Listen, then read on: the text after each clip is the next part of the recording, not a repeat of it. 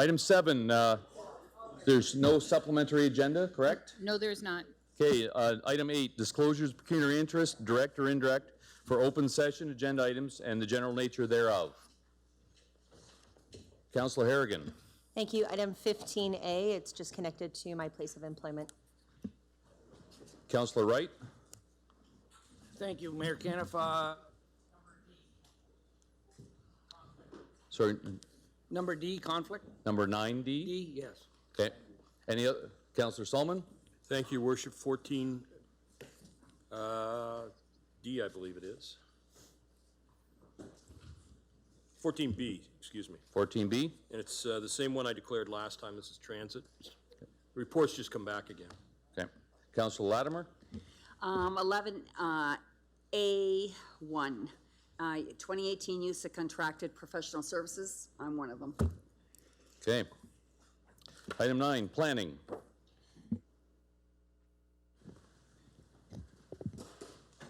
Thank you, Mayor Caniff.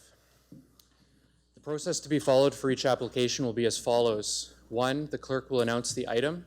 2, the mayor will ask if there is anyone present other than the applicant or their agent with an interest in the item, and to indicate so by raising their hand. 3, individuals or their agent present with an interest in the item other than the applicant will be asked to proceed to the podium, provide their name and address council. 4, council will be asked if it has any questions of each presenter and then the applicant. 5, administration will be asked if they have any comments based on any discussion that may have occurred. 6, council will be asked what direction it wishes to take with regard to the item. If there is no one present indicating an interest in the item, there will be no presentation by administration, and council will be asked what actions it wishes to take with regard to the item.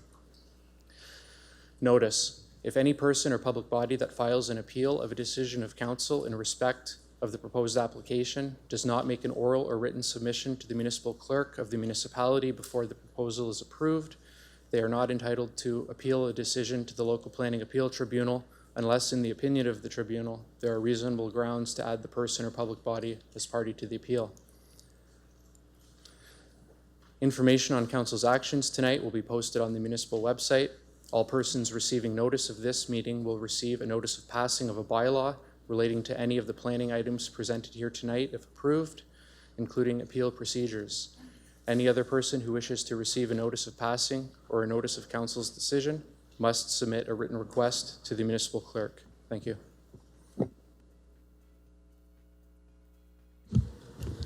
(9A) Application for consent and zoning bylaw amendment. Edward and Stephen Wessel, Talbot Trail Community of Howard, South Kent. Is the applicant his/her agent present? If so, please raise your hand. Recognized. Is there anyone present other than the applicant who wishes to speak to this application? If so, please raise your hand. Seeing none, what action would council like to take with regard to this application? Councillor Thompson. Happy to move the recommendation. Councillor Latimer. Happy to second it. Any questions? Seeing none, we'll put it to vote.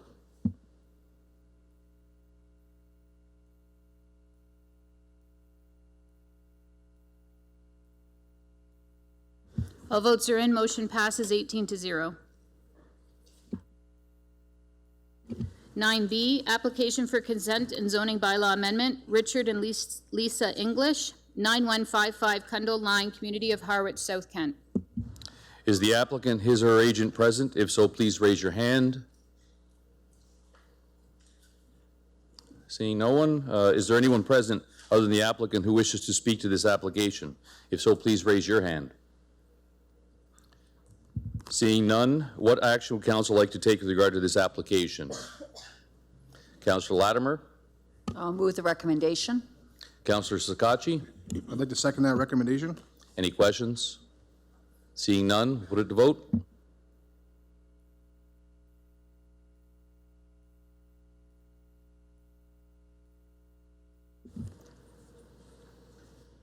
All votes are in. Motion passes 18-0. 9C, applications for consent and zoning bylaw amendment. 2316081 Ontario Inc. and 2316086 Ontario Inc. 24819 and 24821 Prince Albert Road, community of Chatham Township, North Kent. Is the applicant, his or her agent present? If so, please raise your hand. Recognized. Is there anyone present other than the applicant who wishes to speak to this application? If so, please raise your hand. Seeing none, what action would council like to take with regard to the application? Councillor Foss? Councillor McGrail? I would love to second it. Any questions? Seeing none, we'll put it to vote.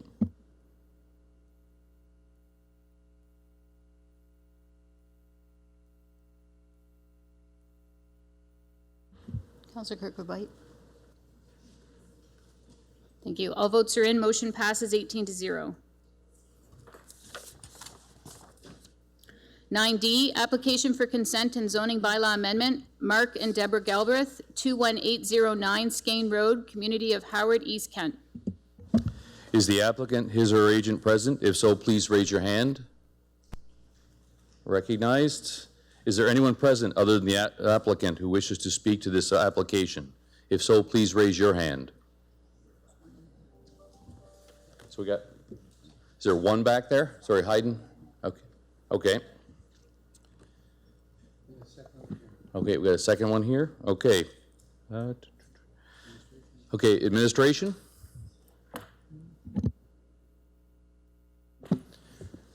Thank you, Mayor Caniff. Subject property for this application is located at the northeast corner of Skane Road and McKay's Line in the community of Howard. The lands are approximately 55.5 acres in area and contain a single detached dwelling, a number of outbuildings, and farmed land. The property is designated agricultural area by the Chatham-Kent official plan and zoned agricultural. The application proposes to sever a surplus dwelling lot, approximately 2.9 acres in area. The lot would contain the existing dwelling as well as 5 outbuildings and 2 existing steel grain bins. The proposed surplus dwelling severance will exceed the zoning bylaw maximum area of 2 acres for a surplus dwelling lot. Therefore, a zoning bylaw amendment is required to implement the severance by rezoning the severed parcel to a site-specific agricultural zone that recognizes a surplus dwelling on a new lot greater than 2 acres in area. As well, the remnant farm parcel will be rezoned to a site-specific agricultural zone to prohibit any future dwellings on these lands. There were 3 written submissions received regarding this application, 2 in opposition, which set out certain objections regarding the quality and condition of the property and dwelling, and 1 written submission from the applicant themselves speaking to those same issues. Overall, the proposed consent and zoning bylaw amendment have been reviewed in the context of the provincial policy statement, Chatham-Kent official plan, and zoning bylaw, and would comply with these documents if approved.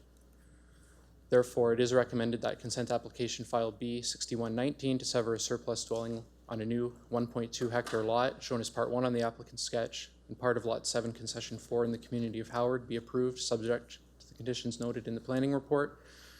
And 2, that zoning bylaw amendment application file D14 HO 1219G be approved and the implementing bylaw be adopted. Thank you. Can we bring up Can we? Okay. Okay, we'll go with clarifying questions first, and then we'll bring up the individuals that want to speak. Is there any questions prior to that? Seeing none, we'll bring up the first. Oh, sorry, Councillor Crew. Thank you. We received letters of objection. Is this the time to talk about that now? And the concerns were around feral cats and animals being displaced when this is potentially demolished. Is there a plan to manage that? Thank you, Mayor Caniff. I've not heard that the plan is to demolish the dwelling that exists there. The planning application before council is to create a new lot containing that dwelling and the existing outbuildings. Perhaps the applicant can speak to their plans beyond my comments. However, if this consent is approved and the lot is created, the owner would be able to redevelop the property if that was their choice to do so. Councillor O'Shea? Thank you, Your Worship, through you to Ryan. Actually, there was an email that came out to us from Meredith that stated that they were going to fix it up once they sell their house from in Chatham to their son, which was also in the email, but just for an update on that. But I noticed normally when we're severancing something, we have pictures of the property and that, but in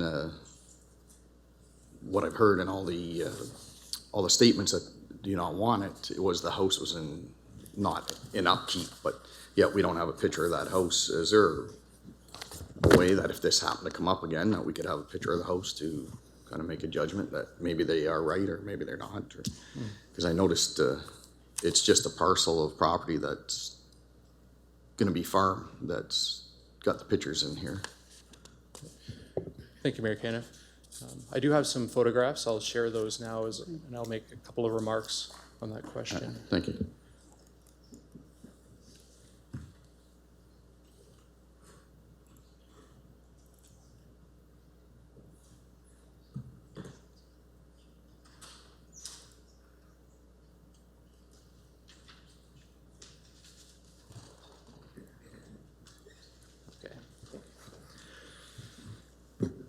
So following notice of the public meeting being distributed to adjacent property owners, the Planning Services Department was contacted by several individuals, some of whom have submitted written correspondence prior to this meeting, indicating concerns, primarily regarding the state of the property.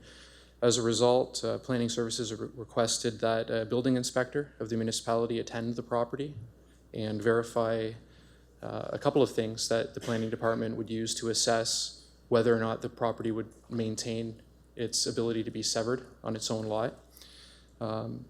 Those two standards are that the property maintains adequate service connections. In this case, being a rural property, the service connection that was being assessed was for electricity. It was observed that there was a working and connected electricity service from Hydro One at the property.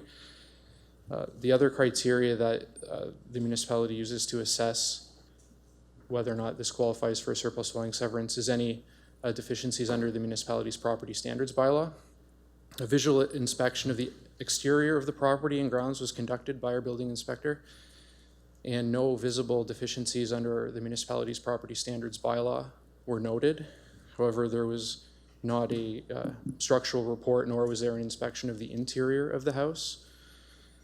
However, its current visual condition following the assessment of the building inspector would not disqualify this house from being eligible for a surplus dwelling severance, regardless of its current state. Thank you. Through you, Your Worship. Thank you, Ryan. Actually, that doesn't look like it's that bad of a house, other than maybe a little overgrown, which would just take a little elbow grease. So I'll wait to make a decision from what I hear from the others. Thank you. Councillor Pinsino? Thank you, Your Worship.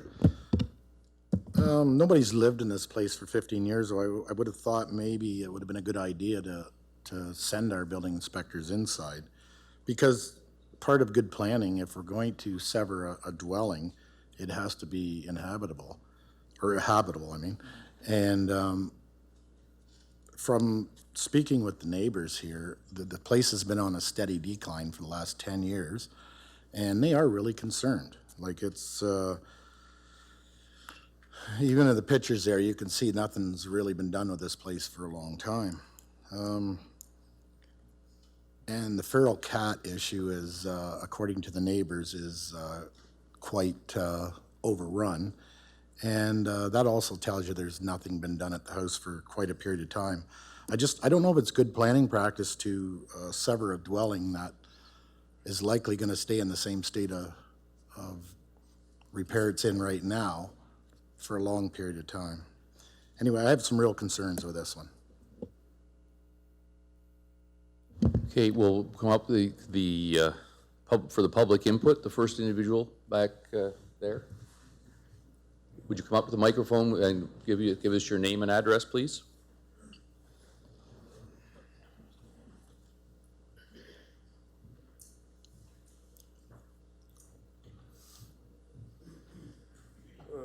Mr. Mayor, Council Member, Fred Galbraith. I live 13302 McKay's Line.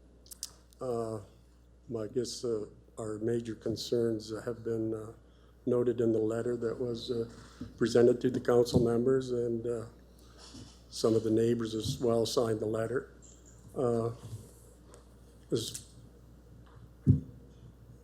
Beside the house, I mean, there's a number of outbuildings that are in need of repair, and but all our major concerns have been noted in the letter, so I guess that's about all I could say. Thank you. Second individual, could you please come up to the microphone and give your name and address, please?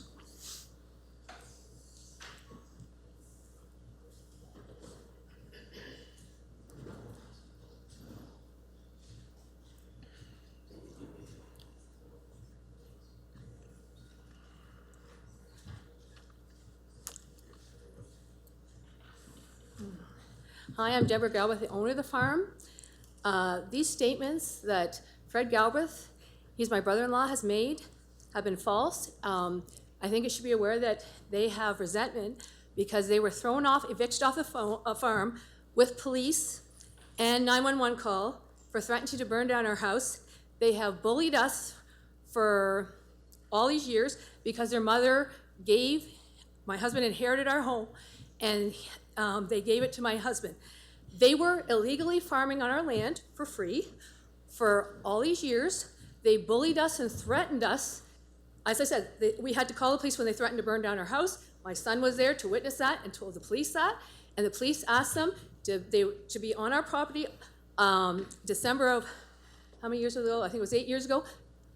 And in turn, my brother-in-law trespassed on our property several times, pulled a vehicle off our property that is still sitting there on the property line. Their son, he is trying to fight it because he has a car sitting on our property that he's been asked to move for the last 32 years, well, 33 years, because I've been living there for 33 years. They know nothing about our house at all. My health has been an issue. My husband works 7 days a week. The reason we had to buy a house in Chatham was off their mother because of the fact that they bullied us and threatened us so bad that we were scared for our lives. My children were scared for their lives because they tried to run them over. We had my brother-in-law's drunk wife coming in, and she's an admitted alcoholic, trying to run my children over.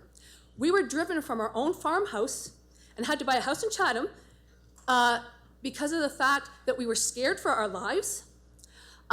They have made so many false allegations because the ones that are complaining, Gavin, because my husband asked him, and our lawyers asked him to remove his property off of our property, which he refused to do.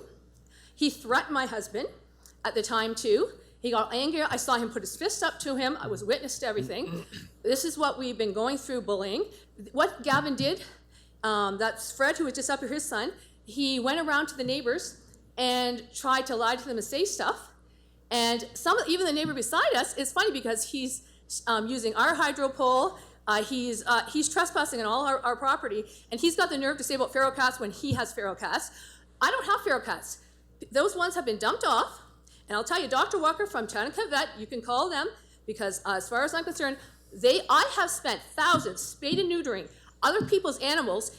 Mike's cat, our neighbor, his cats are over at our place, attacking and spraying, and you have, people have the nerve to say stuff that they don't have the facts for. When you say stuff, then you should get your facts straight. Because if they phone the Chatham-Kent Vet, they will verify our animals are spayed and neutered, and they're not even our animals. I've spent thousands spaying and neutering. The feral population is the thing.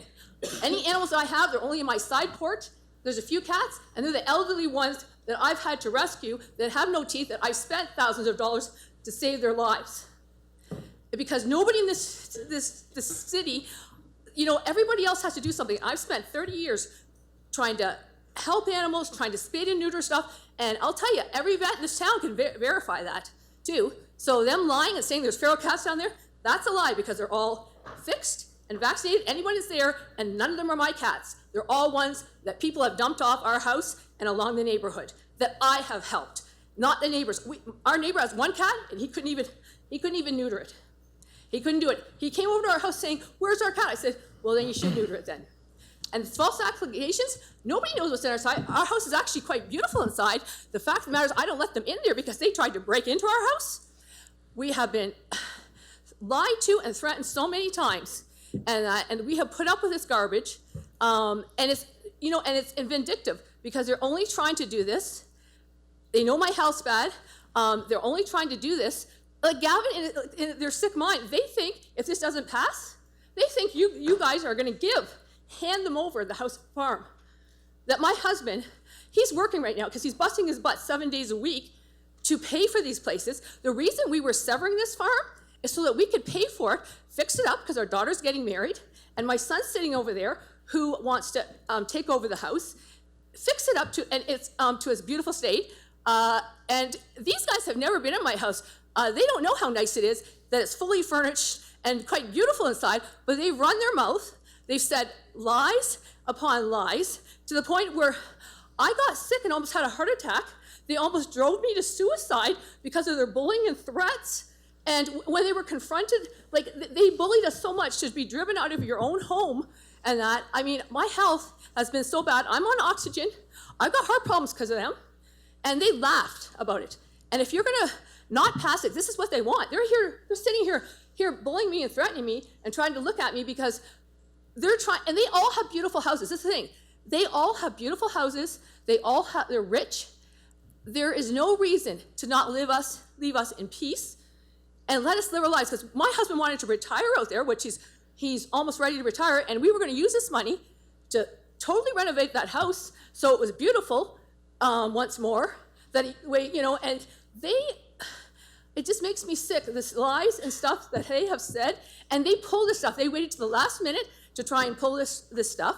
They're trying to intimidate everybody, and you know what it is? Because they also do not want, the people are my nephews that are buying the farm, they don't want them to have it because they're a Campbell. And the Galbraiths have always told me that they only want the Galbraiths to have that house. So they think by you not passing this, which they think this, and you can ask them, they think, because Gavin came, and he basically thinks he is going to get the house for free, that my husband's worked blood, sweat, and tears 7 days a week for 30-something years, and he's at work tonight because he never takes a day off.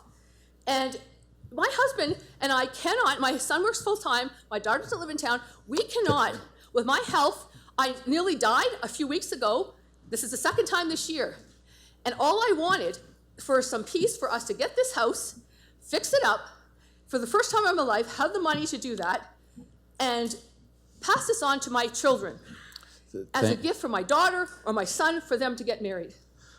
And for them to say utter, total, just lies, they know nothing. And the thing is, if they do know, then they're obviously trespassing on my property if they try and make up stuff. Deb, can we stick to anything else regarding the planning application? If there's anything else you want to add? Well, I just think that you should know about the stuff that's going on because they are bullies. This is what they're trying to do.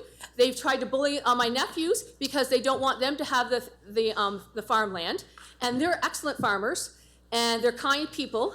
And they are actually going against their own sister-in-law who passed away, their own sister that passed away. This is her kids that are buying the farm, and she wanted it. She knew that we were bullied, and she felt sorry for my husband and I, and that's why her sons are helping us out and wanting to buy the land. And I think this council should be aware of what kind of people, because if you don't pass this, you're supporting bullying of a woman because they ganged up on me because the men would get together. My 3 brother-in-laws who farmed on a place illegally would not even get off of our land without the police.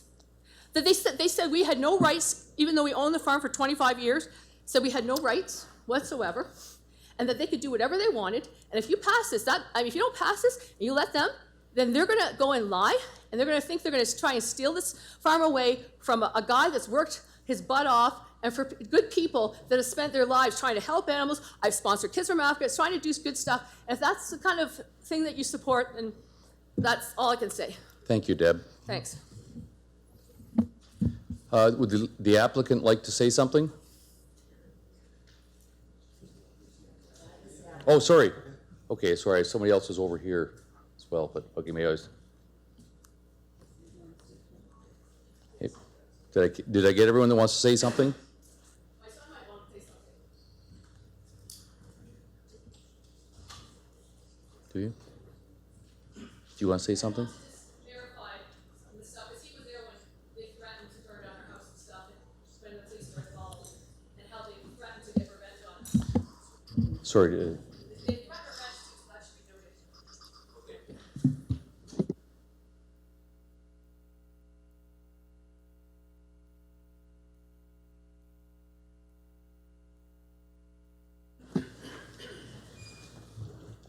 So I'm Brandon Galbraith. Sorry, we're going to hear from this person now. Sorry, can you give your name and your address, please? Brandon Galbraith, 21801 Skating Road. So my address is under there, the farm, and it's not abandoned. It hasn't been abandoned for 15 years. I stay there on the weekends, so that was a lie, saying it's abandoned. And as far as the severance goes, it's already being farmed that way as it is, so there's not really a real difference in between changing it over to their name, the farmland, because it's already being farmed by them that way on that land. So the acreage that we keep doesn't really matter because it's already like that to begin with. So that does not really matter. And Gavin and stuff are just trying to stop this because, like she said, they want the property for themselves even though they're never going to get it.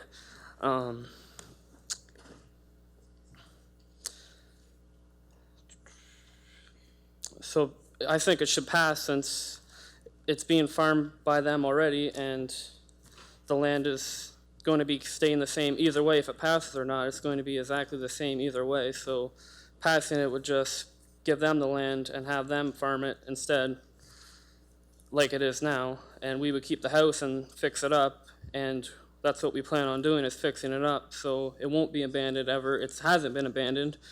In that picture, it was a bit overgrown, but the lawnmower was out in front there because we've been cutting the grass and fixing it up already.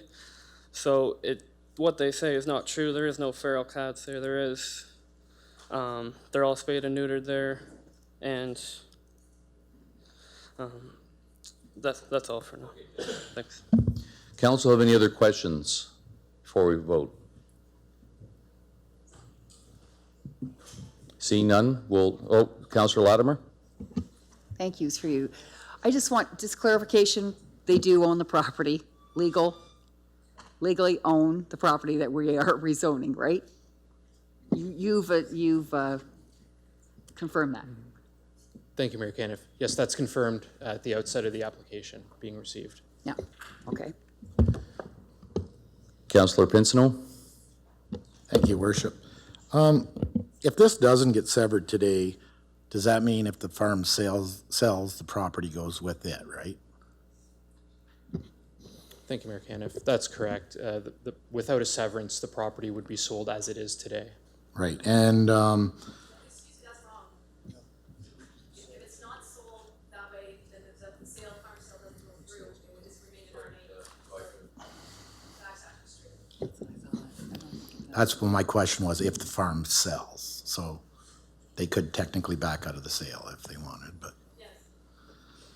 All right, so the new owner, if they did go ahead with the sale, bought the property, brought everything up to standards, to me, it would make more sense to sever it then. Then it is good planning principles. I guess I wish somebody had went inside of it just to verify that it is habitable. Thank you, Mayor Caniff. I want to point out, just to make 2 points to your comments, Councillor Pinsino. The owners of the farm don't currently own another farm with a dwelling, which is a pre-qualifier for a surplus dwelling severance. Condition under recommendation 1B is that the severed and retained lands be transferred to Michael and Colin Campbell as outlined in the agreement of purchase and sale. That agreement of purchase and sale was submitted along with the planning application. And the structure of a severance like this works in that the current owner, whom have an interest in retaining the home, but couldn't otherwise qualify for a severance, can sell to a qualifying farmer.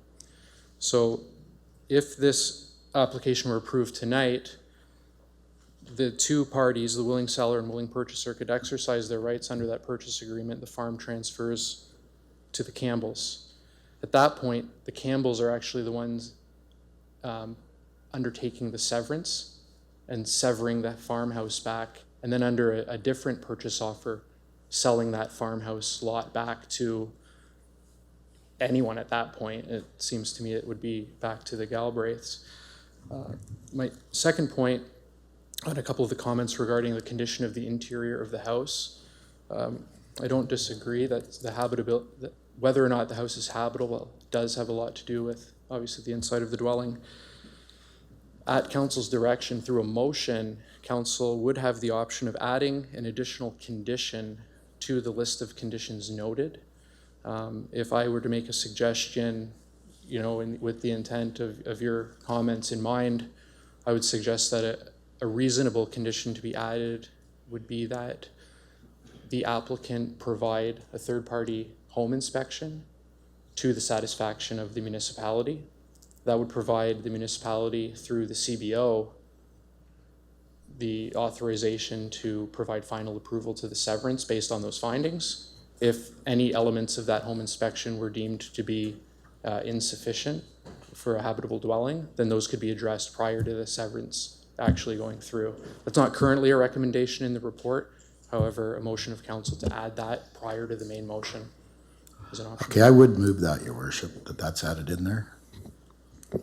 Okay, 'cause currently we don't have a mover for the original motion. So we need a mover for the original motion. Councillor Foss, seconded by Councillor B. McGregor. And Councillor Pincinel, you'd like to add on? I'll let Ryan word it, but yeah, I would like that added in there. In case The mover and seconder, are you okay with this, making this change? in case it passes, at least that's a fail. No, so their seconder is not, so it'll have to be amendments. We'll put it in, so we'll vote on this and then we'll vote on an amendment. Sure, we'll vote on the amendment first, okay. No, Councillor Scotchy. I just need clarification from you, Ryan, sorry. So hypothetical question. I own a family farm. I have no interest in farming that farm anymore, but the house has some meaning to myself.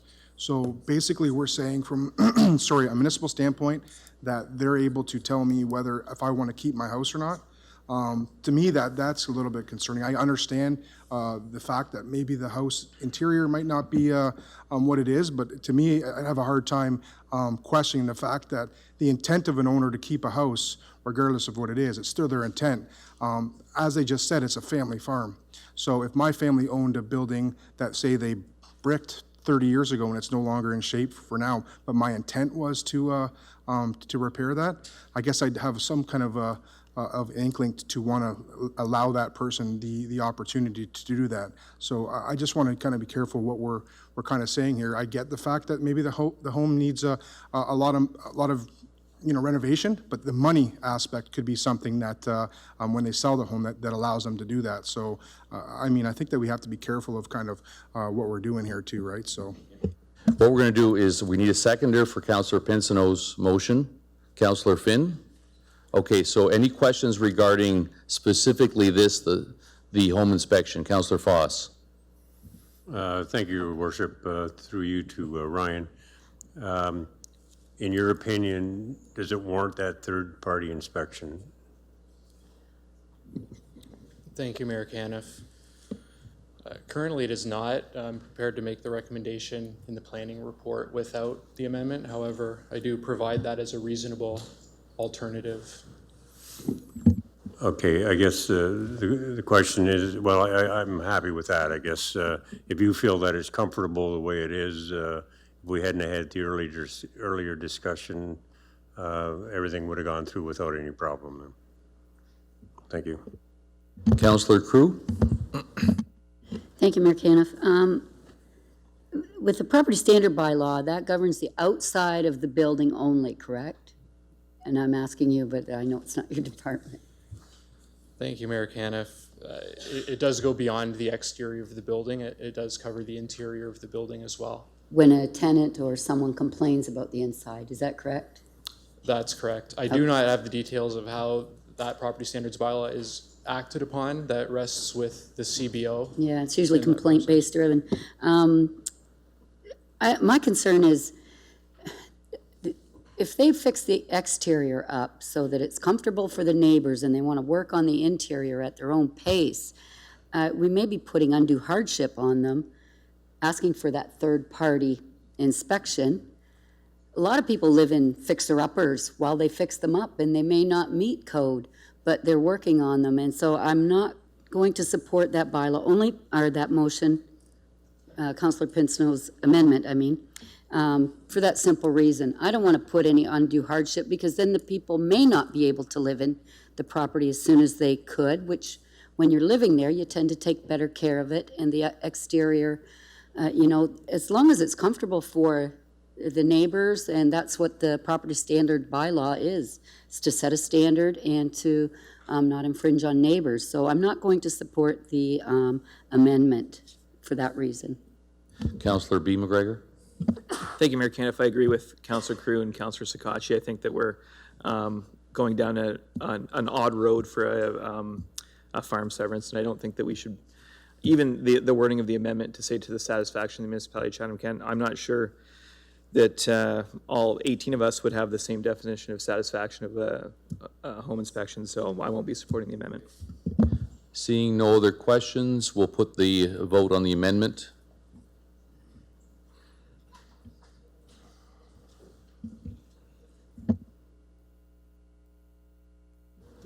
All votes are in. Motion fails 2-15.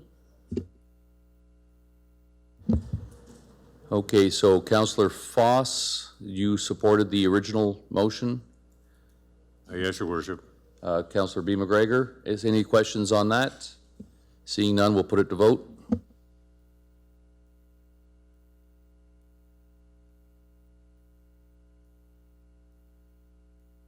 All votes are in. Motion passes 15-2.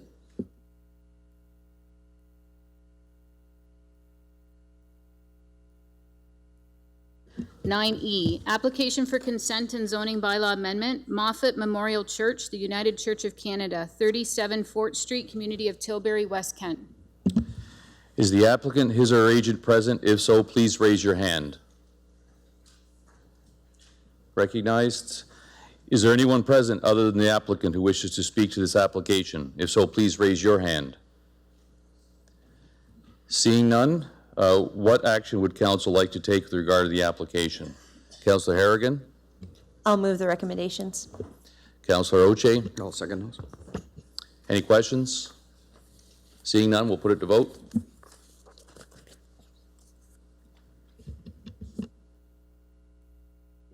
All votes are in. Motion passes 18-0.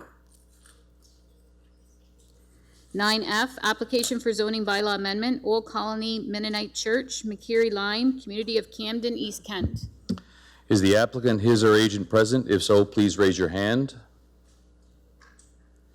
Seeing no one, is there anyone present other than the applicant who wishes to speak to this application?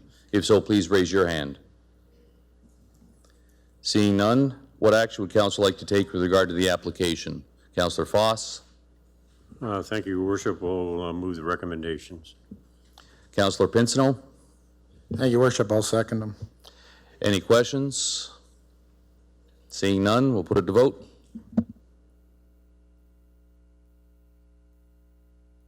All votes are in. Motion passes 18-0. 9G, application for consent, Margaret Cowan and Bayside Homes Limited, 8 Helens Street, Community of Tilbury, West Kent. Is the applicant, his or agent present? If so, please raise your hand.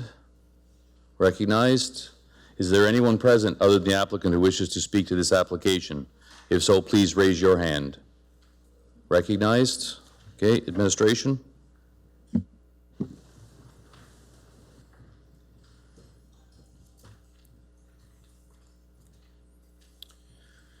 Thank you, Mayor Caniff. The subject property for this application at 8 Helens Street in the community of Tilbury is located between Queen Street and Rose Avenue. The lands are approximately 72,000 square feet in area and contain an existing single detached dwelling and a large vacant grassed backlot area. The property is designated residential area by the Chatham-Kent official plan and zoned residential low density. The application proposes to sever and convey two new approximately 6,000 square foot lots fronting Helens Street on each side of the existing dwelling that's there at that property now. The severed lots have approximately 54 feet of frontage and meet the applicable zoning regulations of the RL1 zone. The retained parcel, or the balance of the property not being severed, will contain the existing residential dwelling and large vacant grassed area in the back lot of the property. Any future proposal to develop the retained parcel would be subject to full municipal application review process. With this particular application, overall, it demonstrates good planning principles in that infill residential development in fully serviced urban areas is encouraged. It adds new development to the municipality while utilizing existing services is the basis of that support in the official plan. It is important to note that the official plan policies for stormwater management specifically outline that any new development and infill development must not have a negative impact on the drainage of adjacent lands. With it being known that the existing stormwater collection system in Tilbury is experiencing issues in large rain events, it was a requirement of the municipality that the developers submit an infrastructure servicing report detailing a servicing solution that demonstrated that there would be no negative impacts on the existing services. This included stormwater collection system, sanitary sewer system, as well as the water distribution system. This proposal was received and accepted by the municipality under review of the Infrastructure and Engineering Department. And this particular proposal will be subject to a development agreement, which would bind the developer and the municipality to certain terms regarding the construction and inspection and operation of those works prior to development occurring on the severed lots. Typically, a severance application would be heard by the Committee of Adjustment. However, Council is considering this application tonight because a motion of Council is required to permit the Mayor and Clerk to enter into said agreement. I do have more details should the discussion warrant it. However, this proposal has been reviewed in the context of the Provincial Policy Statement, Chatham-Kent Official Plan, and Zoning Bylaw, and would comply with these documents if approved. Therefore, it is recommended that consent application file B5819 to create two new 6,000 square foot vacant residential lots, shown as parts 1 and 6, and 4 and 9 on the applicant's sketch, together with permanent easements over part of the retained parcel, shown as parts 7 and 8 on the sketch for access to and maintenance of new servicing infrastructure, and part of lot 28, North Middle Road, in the community of Tilbury be approved, subject to the conditions noted in the planning report. Thank you. Thank you. We'll have the public input now. So the lady that put her hand up back there, we'll do questions. The discussion will be after these. Cornelia.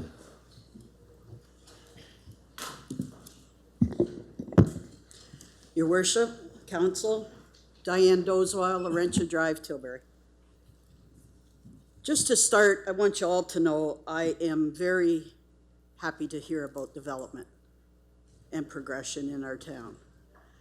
I just would like some clarification with regards to the design or how this will, this new catch basin that they're wanting to do. To what I can figure out, it's a 6 cubic meter unit that's going to be put in the ground. Am I understanding this correctly? No. Could I would like clarification just on that. And then there is something mentioned about the orifice reducer that stops the flow from what it should normally be. Just wondering, how is that going to truly affect when the water goes out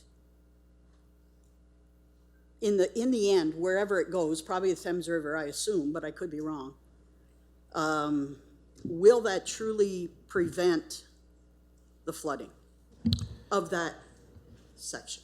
And that's something when the And I applicant would comes up, they think- can answer those questions Okay, for you, perfect. or be answered through the discussion. Okay, Okay. perfect. Anything else? I don't have anything else, Okay. no. I just wondered about that type of thing. I've never seen that or been involved, and I just wanted to know. Okay. Can I call up the applicant now? Thank you.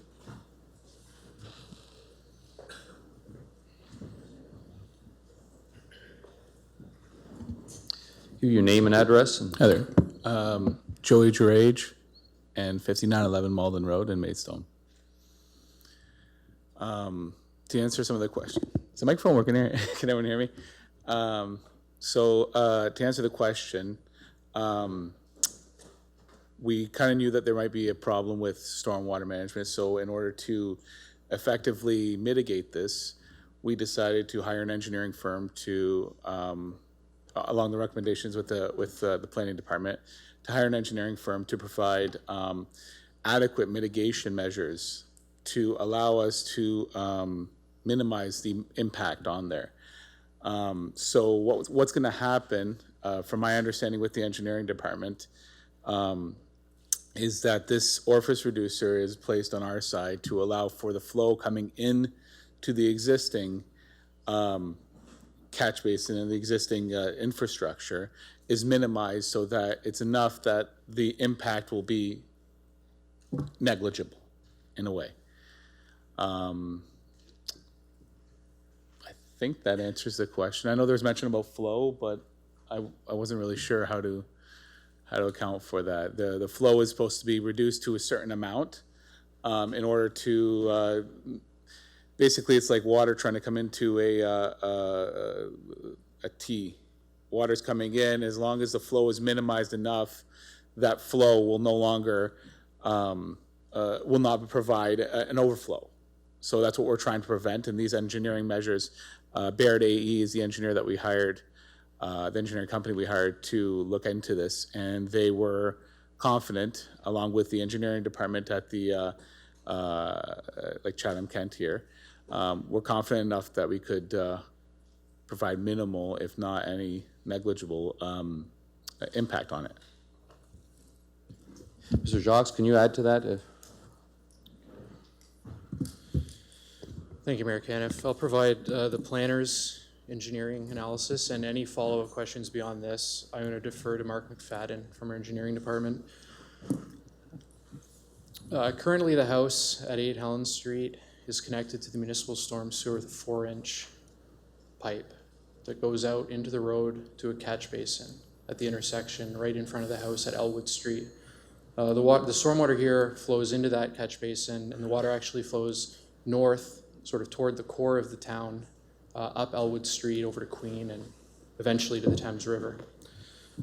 So at this point I can address one of the comments from the first speaker, and I can confirm that there's no interconnection between the storm sewer network fronting this property and the storm sewer network on Rose Ave in Laurentia. That's a considerably newer subdivision. That storm sewer network travels west, sort of toward Ella to the edge of town, and the water flows around Tilbury through the Malott diversion channel. So anything entering at Helen at this location won't impact that area at all. So not adding any more stormwater to the storm sewer was a critical component of this storm design. And that has to do with not the volume of water, but the volume of water released over time. So it was not acceptable to the municipality that 2 new houses had 2 new storm sewer connections. So what's proposed here is that if you can envision Helen Street at the top of this image, those squares marked 6, 7, 8, and 9, that's approximately just over a 10-foot wide easement. This property will have a private storm drain that each of those 3 houses, the existing house and 2 proposed new houses, will drain into a private pipe and go to a private catch basin on private property. That catch basin will then connect to that same catch basin that the current house currently goes to. It'll still be a 4-inch pipe.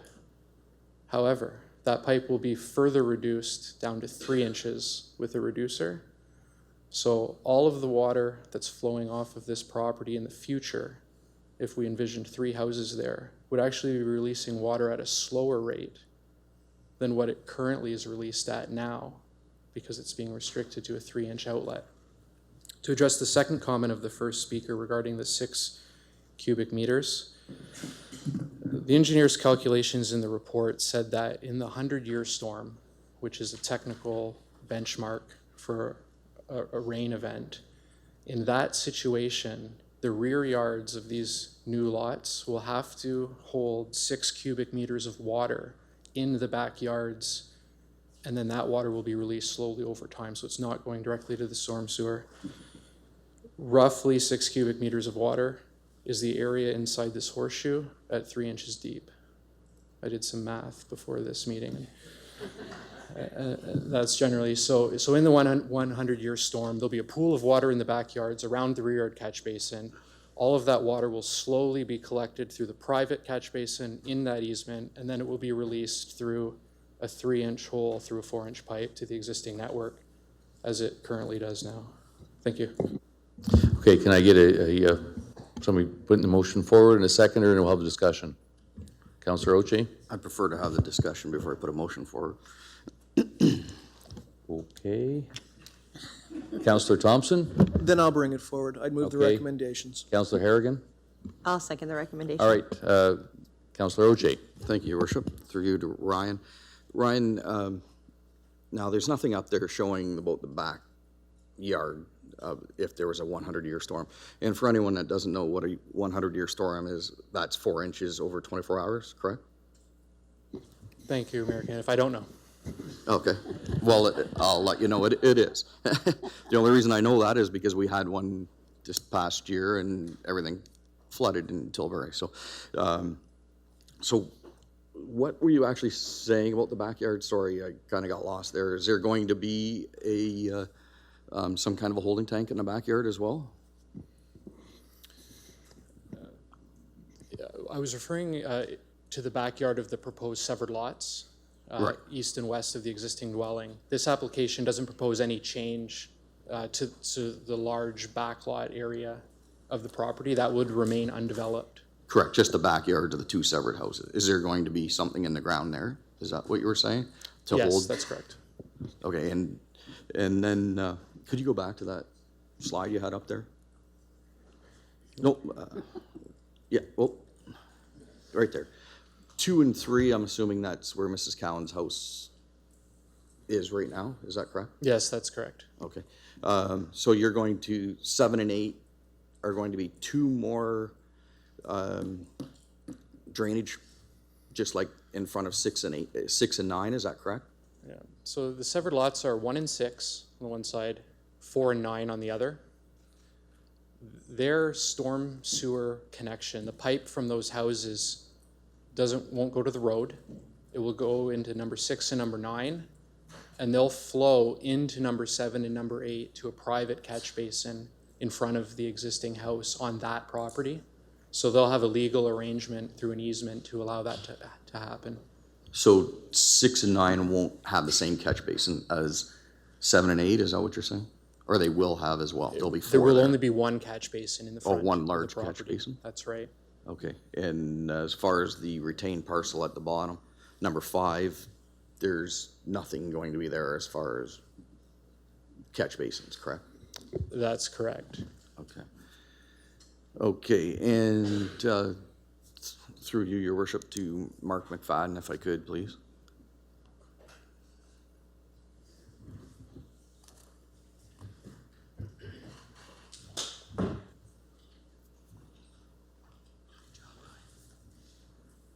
Thank you, Your Worship. Mark, Mr. McFadden, could you tell me how big of catch basin is that? Thank you, Mayor Kenneth. So Ryan did a pretty good job explaining this. I can kind of give you a general idea of what's going on here. That used to be one large parcel, and they had one single 4-inch outlet. Correct. For their site. When they proposed to sever these parcels, we would not allow an individual outlet for each parcel. Right. So we're keeping them to the existing 4-inch outlet. Each parcel, so each parcel 1 and 6 is one site. That's one property. 4 and 9 is one property. They'll each have a rear yard catch basin in their backyards. Their backyards would be graded so as to keep the water on the site. Right. From there, it would run to the front yard through that easement of 6, 7, 8, 9, and it would connect into that existing, they're replacing it, but it'd be the 4-inch outlet. So there's a manhole there, and on that outlet, it has the 75 millimeter orifice, a 3-inch orifice. So it reduces it down to a 3-inch hole instead of a 4-inch. So their backyards is what collects the water. It's not an underground tank or anything like that. It's their backyard is graded so that the catch basin is maybe 4 to 6 inches below what the perimeter grade is. And then on top of that, downspouts have to be disconnected, and their sump pumps also have to just be directed outside. So they're not tied directly into the pipes. So through your worship, so number 9, you said, is gonna have the catch basin in the front. No. So numbers 1 and 4 will each have a catch basin in the back. So Right. I guess is farthest away from Helen Street. Okay, so 6 and 9 is just an easement because they can't have their own individual outlets directly to our storm sewer. right. So their catch basins from the backyard, it will go around their house into that easement, and then they go together across 6, 7, and 8 into a single manhole, and then the pipe would be directed out to our storm system from there. Okay, so the manhole, that's not over a catch basin, that's just over our pipe, is that what you're saying? That's, just the pipe, 2 pipes come in and 1 pipe comes out. So Or the- 3 pipes come in and 1 comes out. So the water from the front actually could go into the storm sewer right away? The water from the front yard, Correct. it'd be no different than what it does now. And if the east troughs are not connected, they would run out They on the have to be front? directed to the back. To the back? It has to collect the water, it has to collect the storm water. Okay. Yeah.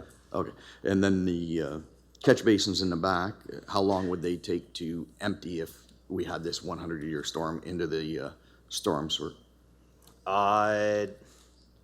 It depends on our existing infrastructure. So it can only release as fast as that 3-inch orifice will let it.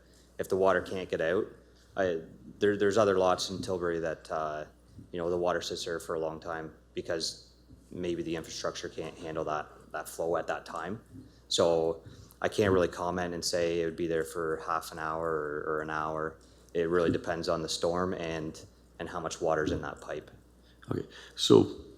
But it is designed to hold the water. It's no different than any commercial developments or industrial developments. They have to do stormwater management. This is the same process. Okay, do we know the flow of water going through that 3-inch orifice? I believe the maximum flow through there is 12 liters per second. 12 So what they have to do is they have to assume that is restricted to as if this was all farmland. So there's no houses, so that you take that pre-development as farmland and a very small runoff, you assume all the water is going to infiltrate.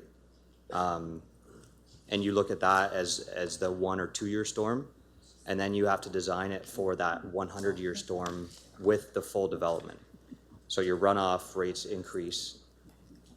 It's a lot higher storm, so you have to store the difference. Through your worship, just this one last comment, really a 100-year storm is not a 100-year storm anymore, is it?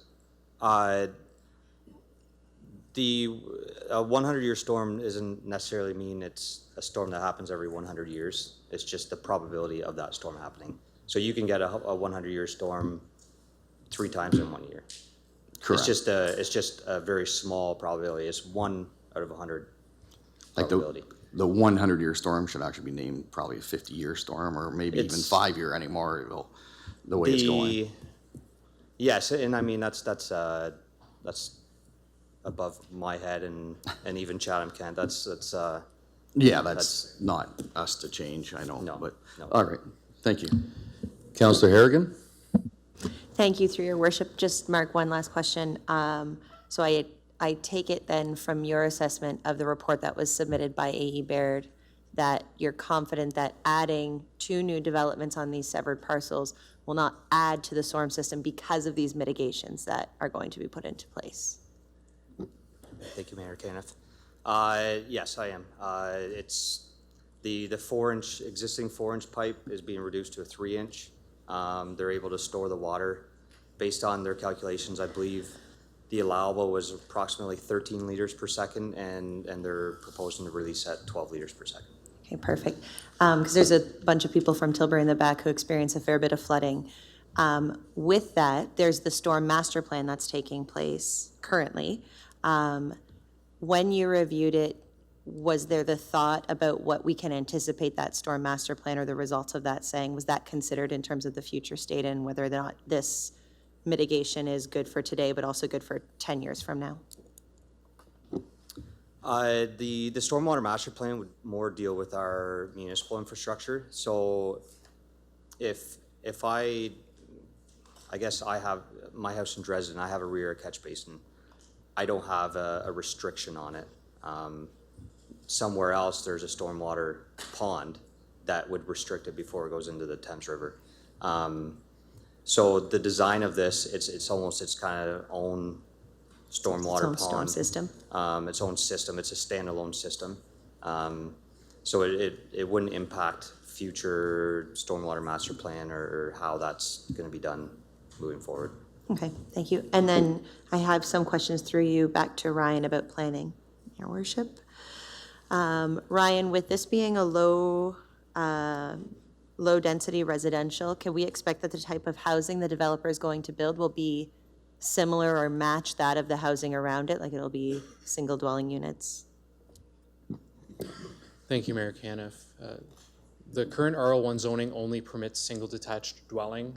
The look and type of housing will be based on sort of current design wants and needs of the builder. Okay. And then in terms of the retained property, the larger retained property, is there anything that planning knows that is set to happen in the future, or is that just set to be one, somebody gets a very large backyard? At this time, Chatham-Kent's not received any development proposals for the retained parcel. Any development of that parcel, save and except for the repair and replacement of the existing house, would require further planning applications and approvals by council. Right. That retained parcel right now, except through lots 2 and 3, doesn't really have road access, right? Is that correct? That's correct. Okay. So in terms of whether or not the developer would decide to erect a fence between his property and neighboring properties, all of that, that would just be really no different than the current state of what the owner would be doing in their backyard right now as a result of this? That's correct. Okay. And then in terms of future possibility, is there a possibility or something in planning that would ever permit for example, another roadway and a bunch of small houses to go in the retained parcel, or is that something complicated? It's possible. Private development in Chatham-Kent is applicant-driven based on an application being received under the Planning Act and considered and approved by council.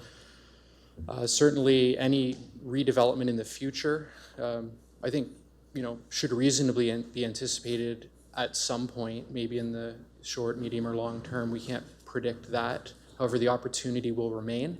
If that happens, the policies and standards of the day would apply. And if that happened today in the short term, the developer, through its application, would have to provide a similar servicing strategy that mitigated any negative impact. And those variables are very different in developing the back lot than they would be developing these 2 parcels tonight.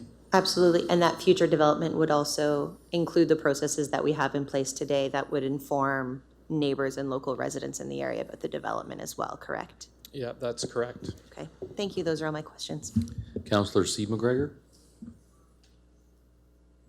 Thank you, and through the mayor, most of my questions were just asked by Councillor Harrigan. I was curious about Parcel 5 and future developments, so I think I've had my questions answered. Thank you.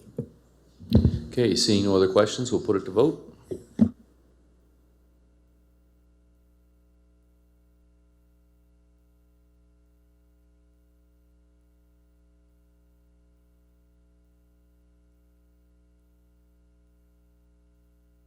All votes are in. Motion passes 18-0. Item 10, deputations. Thank you, Council. This evening, we have one deputation.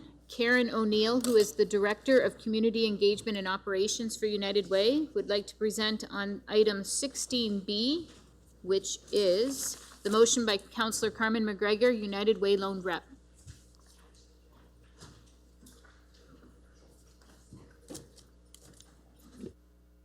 I'll just remind the speaker they have a maximum of 5 minutes. Good evening, Mayor Caniff, Council, and Administration. You can't solve a problem if you don't know it exists. In our busy world, important local social issues can often be ignored or go unnoticed, and we want to change that.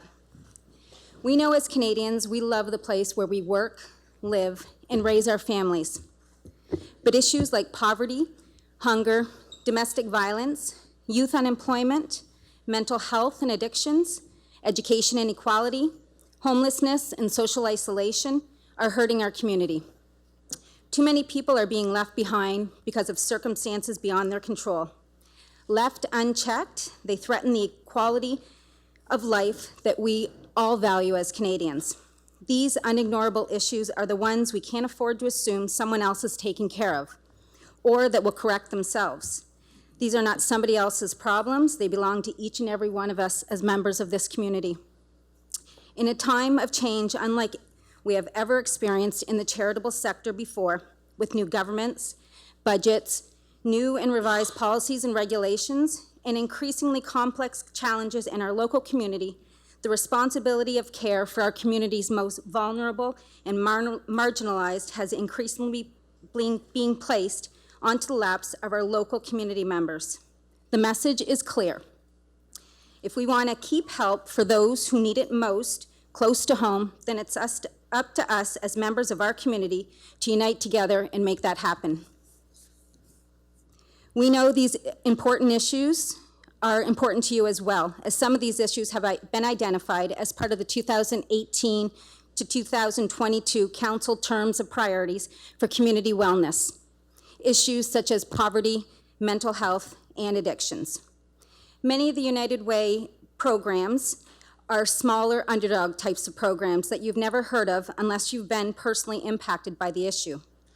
Oftentimes, these programs impact small pockets of people in our community.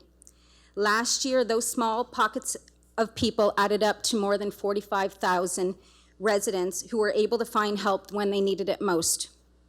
Today, we live in an age where we're drowning in information, with the average Canadian being exposed to over 500 ads per day.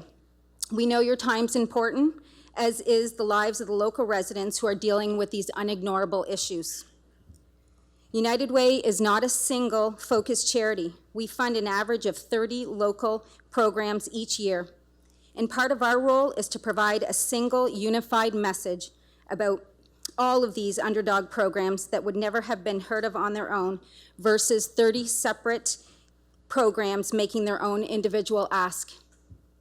The role of the loaned representative would involve a 6-week time commitment, with 2 for developing and coordinating a communication strategy and the following 4 to execute the plan.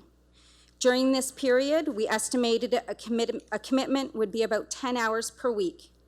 The loaned representative would have the full support of United Way team, including volunteers, to carry out their plan. I encourage you tonight to support Councillor Carmen McGregor's motion in helping to ensure that those in our community who are impacted by these unignorable issues are able to receive help close to home.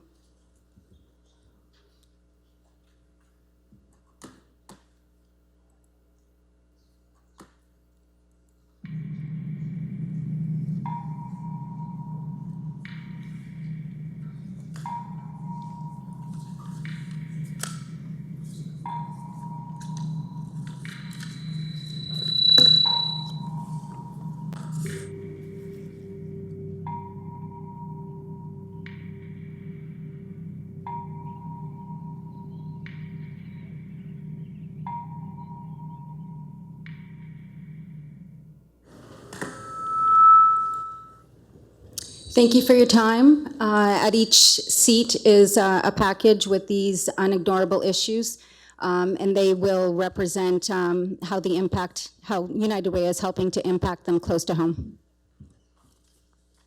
Thank you. Item 11, consent agenda. Any items to remove from the consent agenda and place aside for consideration and debate separately? Councillor Sakachi. Through your worship, 11A2. Councillor Pinsino. 11A3, your worship. Okay, can I get a motion to accept the remaining items in the consent agenda? Councillor Oche. I'll put that motion forward. Councillor Bondi. Second. Second, yes. All, any questions? All in favor? Opposed? Carried. Okay, item 11A2. Councillor Scotchy. Thank you, your worship. I just wanted to see if I could touch a couple questions for Mr. Brown.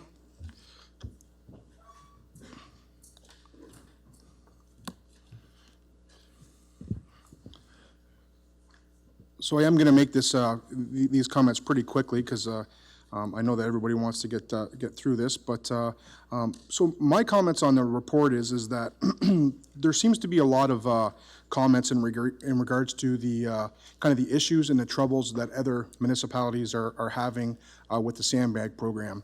A lot of challenges. But one thing that's kind of not being said is the fact that these are there for a reason. Has there been any kind of discussion when this consultation that these programs, that these municipalities are going to no longer do these programs? Thank you, Mr. Mayor. My understanding is that currently they're continuing these programs and they do good work when they do implement these and they're well received by the public. I didn't hear of anyone today that said they're canceling them because of these issues, but they did express a number of concerns as listed in the report. And the other thing too is, I'm quite aware of the struggles that, we face at the municipality in regards to filling infrastructure and in regards to provincial downloads. But I think it's very, important for us that we realize that you hear the comments that say, maybe these residents or certain residents will no longer use, a Sandbag program. The thing is, as I look around the table here, and I think that a lot of the councillors here have a lot of residents in their areas that are close to the water that really require this assistance. I know that there is a budget impact. And that said, I'd like to move the municipality take steps to develop a municipal Sandbag program. The program should include the most cost-efficient method of obtaining the sandbags, available only during high waters and flood warnings, available to the properties in the affected areas, a bag limit of 85 bags per property, the dollar amount approved by council during the 2020 budget not exceeding $200,000, any leftover dollars to be encumbered to the following year, and this program should not include the disposal of sandbags.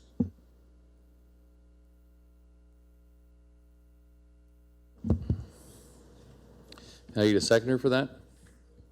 Councillor Thompson? Questions? Councillor C. McGregor? Thank you, and through the mayor. I know this was coming to the next meeting, so this changes the recommendations that come to the meeting in September, correct? Is that what you're doing? Or are you trying to pass this tonight? I'm putting this motion on the floor right now, correct? Okay, because this was in the consent agenda with the recommendation to come back in September to talk about this, right? Okay, so I just want to point out, because I had questions when I was reading this, and something that really concerned me in the notes or the cons or whatever that came in the development of a municipal sandbag program, and it was that the cost will increase, in fairness to all residents on the issue, and the cost would be shared with all residents within Chatham-Kent to bear this program. But has anybody considered the cost to the municipality and all the residents when we do not help people with sandbags? When we do not help people with mitigation issues and try to prevent flooding in different areas, we pay for it more greatly, whether it's fixing berms or flooding within our communities and different things. So I was just a little concerned with this. So I thought we were going to have much more opportunity to speak to all of this at our next meeting, because I thought this was just information to bring us to the next meeting. So, so I have to say it now if you're bringing your motion tonight. So I'm in support of a Sandbag program for our communities. I've sent, I don't know how many people in the last little bit to, I think it's Pebbles and Sand, to go buy sandbags for their property because they're worried about the upcoming season and what coming into the next spring will hold with the high waters. So I'm fully in support of doing this and supporting, and I truly don't feel that it should be a big concern about sharing the burden with all of the municipality, because what we will all pay within the municipality is going to be much greater than the cost of sandbags to help those living on the waterfront. So that's it. Councillor Foss.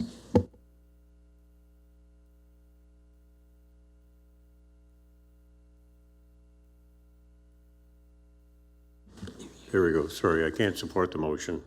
I think the report was very well done and explained, in my opinion, very well the slippery slope that we could be facing here.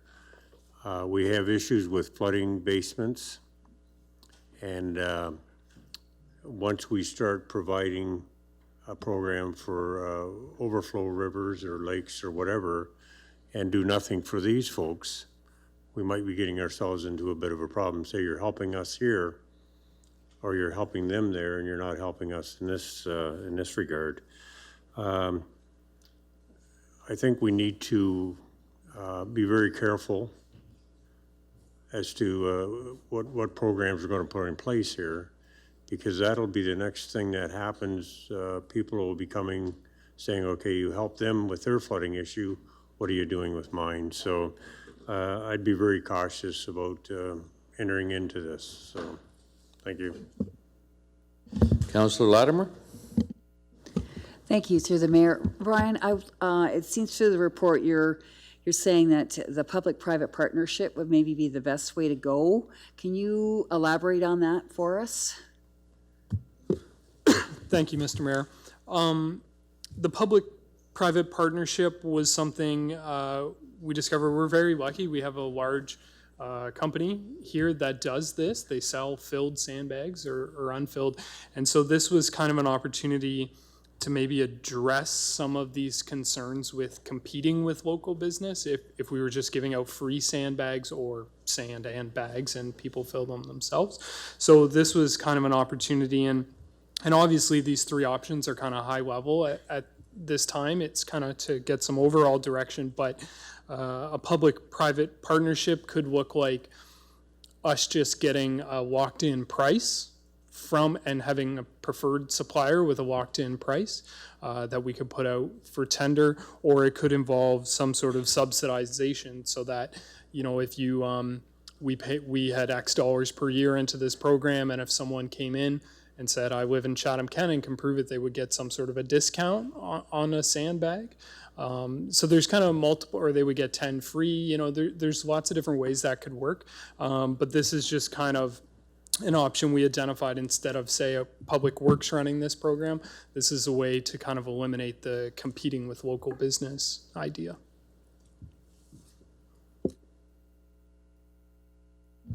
Councillor Harrigan.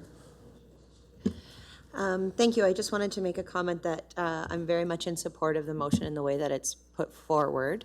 I think that, you know, just in addition to all the conversation we've had about the changing climate and the different water levels that we're going to be experiencing, investing in something like a sandbag program is not only beneficial to residents, many of whom live on the water, but it's also beneficial to Chatham-Kent residents overall, right? We get all these flooding insurance claims, and people will come and start to say, I'm no longer insured for flooding, or our area is no longer insured for flooding as a result of some of these lake levels and water levels, and that certainly doesn't do us well for growing our community. So I think that it's very prudent in the way that it was written, and I did have a question about just the bag limit per property. Councillor Sakatchi, or perhaps to Ryan, if that was something that other municipalities who have SAM programs have done, or if that was just, you know, something that you put forward to kind of mitigate what the total cost would be.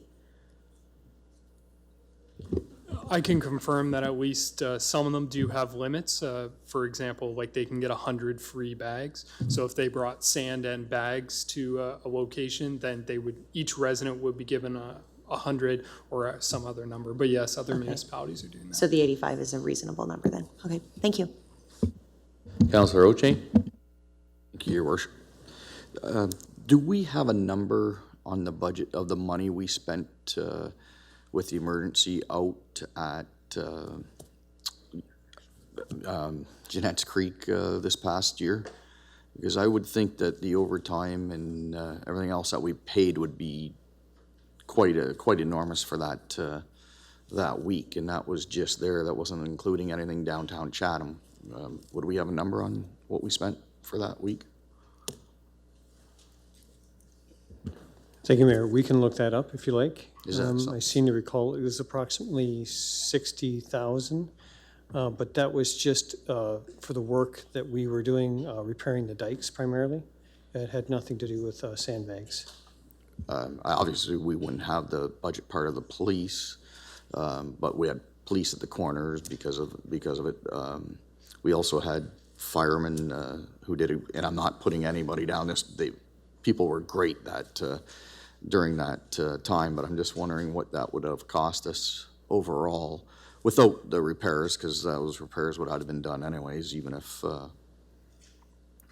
we didn't have the fire and police there. But I'm just wondering what the overall cost was to us without, and I don't need it right at the moment, but I'm thinking that would bite into the 200,000 for that one, plus the one downtown Chatham when the river rose over as well, and not including what went on in Erie Shores.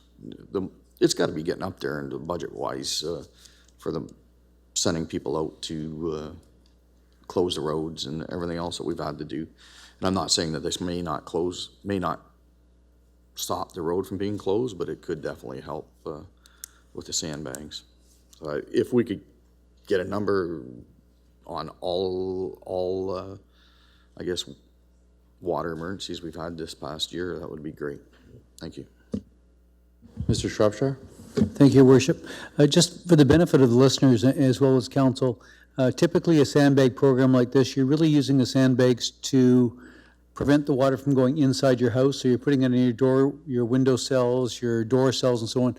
There's no expectation that you're stopping the water from coming over top of the dikes or coming from Lake Erie or whatever. You require tens of thousands, if not millions, of sandbags. So the type of expenses you've just requested, those would not necessarily be displaced if we go and do this program. They really are doing two separate items. And just to be clear, I think it's important to know that we are investing a lot of money in some of the work, but this would be in addition to protect the individual homeowners or property owners by preventing the water from going into their facilities. Just want to make that clear in case anybody thought we were trying to prevent the water from overflowing. Your Honor, Your Worship, if I could we did bring out gravel. I know we put some gravel on the ridge out at Jeanette's Creek, so that would have been something that maybe we wouldn't have to do. Maybe the people would have did it themselves with sandbags if that program was happening. So that was an expense there. Right. Thank you. Councillor Thompson? Thank you very much. I don't have too much in the way of questions. South Kent councillors have been running sandbags out to Erie-O and Erie Shore Drive, basically on an ad hoc basis. I just happen to know there's maybe about 8,000 of them left sitting at the Lower Thames Valley Conservation Authority at CM Wilson. If I didn't know that, I wouldn't be able to run them out. And, it's something we need to do. We can talk about how great it is to support all of our community events, and that brings the community together, and that's very important. That's one of the key things we do, but also one of the key things we do is things like this, to help people protect their homes, to help individuals continue to enjoy everything that Chatham-Kent has to offer. And when I hear that we're going down a slippery slope because we can't do everything for everybody, well, it's true, we can't. But each community has different needs and different requirements. Sometimes something that we do in a community like Tilbury has zero to no impact in a community like Erie-O, but I support it because it's the right thing to do. because I know that they have a need and we can fill it. And these individuals who live on all of our waterways, because this isn't a South Kent issue, this is very much a Chatham-Kent issue, a Mitchell's Bay issue, even along the river issue. These people will be able to access these bags, without a doubt. Personally, I'd like to see us go further and do sand, but I'll take what I can get. I think fair isn't always equal and equal isn't always right. And I think we need to take this step to help all of the people that are affected and will frankly be affected for probably the next 2 to 3 years at the very least. I know that in some low-lying areas, trees are dying, and we're going to have issues as far as long-term infrastructure issues with the water sitting and, I guess, saturating lands. So this is a small step. It's a step we need to take. Our neighbors have been doing it. I'm disappointed that it's taken us this long, truthfully, but I think now is the time. Thank you. Councillor Finn. Mine was just answered. Councillor Pinsino. Thank you, Worship. Honestly, I think this is the least we can do. There's no question that the waterfront properties, they're more susceptible to flooding damage than anywhere. Like everybody does have flooding issues. I live in Thamesville, we're a low area. The water comes up, we get water in our basements, but it's part of life and we know that. These guys are being devastated along the waterfronts. The cost is very minimal for these sandbags, and honestly, I'm hoping in the next year or two this water drops. I don't see this as being a real expense for a long period of time, and I am going to support this. I think it is the right thing to do. Councillor Hall. Thank you, Mayor Caniff. Yeah, I appreciate everybody's comments here tonight, especially the folks out in South Kent. I know that's impacting them out there a lot more than other parts of our community. But I did get a question, I'll fire it off to Ryan, from some folks outside of the Wallaceburg area, I think more in the North Kent along the Snai. They had a question about how a sandbag program might work, and they were wondering, and I think it's mentioned in the report, but maybe you can expand on it a bit. These sandbags aren't meant for like going on top of break walls or anything like that. It's, I know I sent this question to you earlier, but maybe can you expand on that? It's not intended for those reasons, right? Yeah, I think Don touched on it a little bit, which was about that during this event, which is ongoing, you only have so many sandbags. The key priority is to put sandbags around your doorways, your garage door, things that are actually going to protect assets.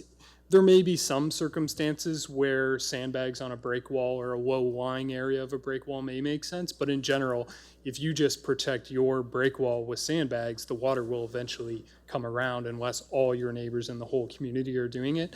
So the most efficient use of sandbags is for your own personal assets. Thank you.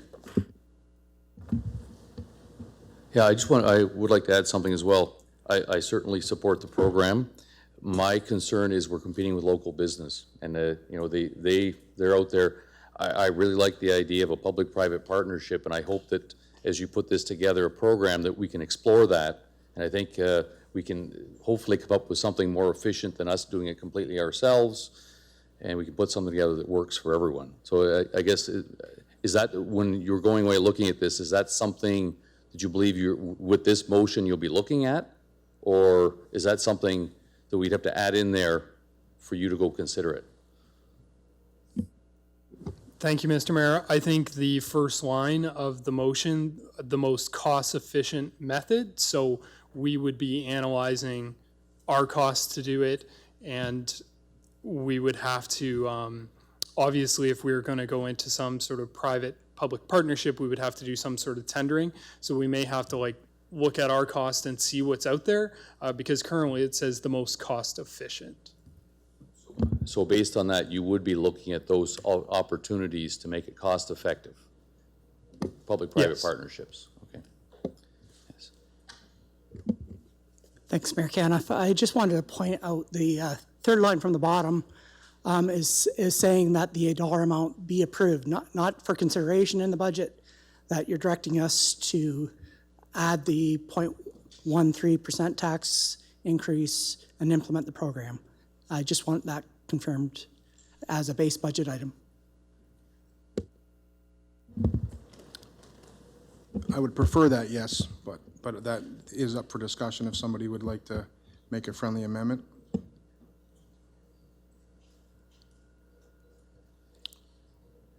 Councillor Oche? I'll make that friendly amendment, if it's okay with the seconder. Amendment to Friendly amendment for what? Sorry, the Yes, for consideration for the 2020 budget, not to exceed 200,000. well, what's in there is saying it be approved versus it being considered for approval. Okay. Right. So the seconder for that is okay with that as well?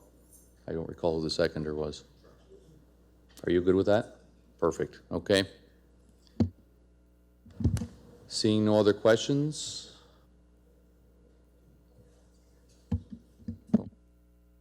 Yes, Tom. Mr. Kelly? Thank you, Mayor. We would appreciate some further clarification on available to the properties in the affected areas and also only available during high water and flood warnings. So the situation can be that we have a very heavy rainfall and we have residents in Tilbury or Ridgetown that wish to have sandbags. So some criteria from council would be appreciated. Does that just mean Thames River, Lake Erie, and Lake St. Clair? Or does it mean also anywhere within Chatham-Kent? That's our concern. And if it is very specific, are we therefore going to turn people away who wish to have sandbags for other reasons? So they will have to have some criteria of where they live. And that's part of the concern that we had with, and some of our neighboring communities have. If you look at Lakeshore, most of the people live near the lake, so it's very easy for them to do that. But within Chatham-Kent, we have many people that, really aren't affected by this. Are we going to say that they would therefore not be eligible for a sandbag if they requested it? So I guess to my point, the reason why I put that in there was to touch a little bit based on what Councillor Foss said. So I wanted to ensure that it wasn't just somebody who's going to be able to call and say, I want sandbags for my property. I think that we have very capable people in the municipality that can determine whether we are in trouble in an area. And I would really like to leave that open to the fact that if we deem as a staff that there's people in trouble regardless of this, the situation, my hope would be the waterways, that they're available. So I put that in there so we didn't kind of go down a slippery slope in regards to a heavy rainfall. But once again, my hope was to bring back a program that would be voted on by council and that we would be able to actually, because in all fairness, the two that came back, I do have a quick question for clarification for Mr. Brown as well. The number two, when it says $2 per bag, including sand, I did make a clarification error. I meant for this to include sand because the $200,000 that you had as an estimate, that was including sand, correct? Thank you, Mr. Mayor. That's correct. So the estimate is about $1 a bag to purchase a bag, depending on quantity purchased. Okay.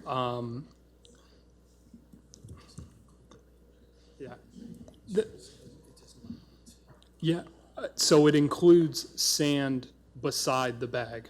Correct. And Not what a filled bag. So I'm not looking to fill the bag. So if Judy can put that clarification in, and the last thing that I wanted, and as long as Councillor Thompson is okay with that, the last thing that I wanted to make sure is that Mr. Brown and myself had an opportunity to talk this morning, and the reason why I put up the most cost efficient was because the number 3 was very vague, and I was struggling how to come up with my own wording to implement a private partnership.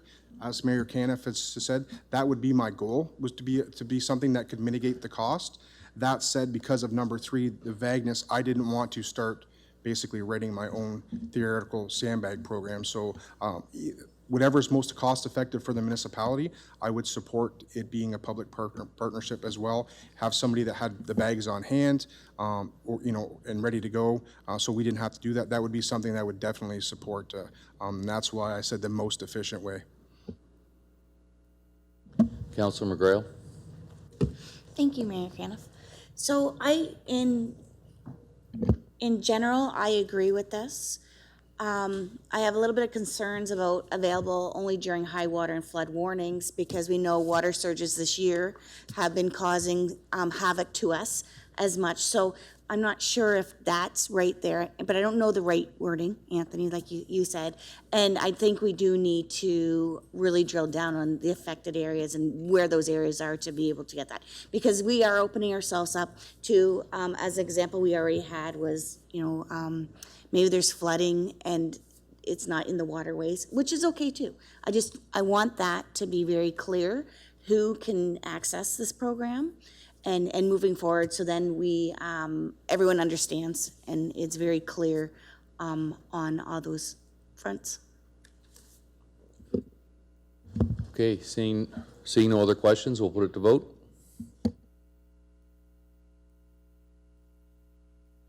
For it to say sand, Councillor Thompson, you're okay with that? Absolutely. Sand and sandbag, because that's, the 200,000 has included both, correct, Mr. Brown? Sand and You're sand. looking at point 1, most cost-efficient method of obtaining the sandbags and sand? Correct, yes. Not filled, just Just a Sandbags, clarification as well, so we're saying $1 for the bag and $1 for the sand? correct. As an estimate, then the 200,000 includes the bags, the sand separate, correct, but yes. also administration and Correct, labor, yes. cleanup, things of that nature. And one last point of clarification, this report's gonna have to be approved by council when you come back with it. When you come back with the program, it's gonna have to be approved, correct? At this time, the direction would be to wait until the 2020 budget process, and if the program was approved during the Yep. budget process, then we could come back with the details of the program for consideration. Thank you. Okay, we'll put it to vote now.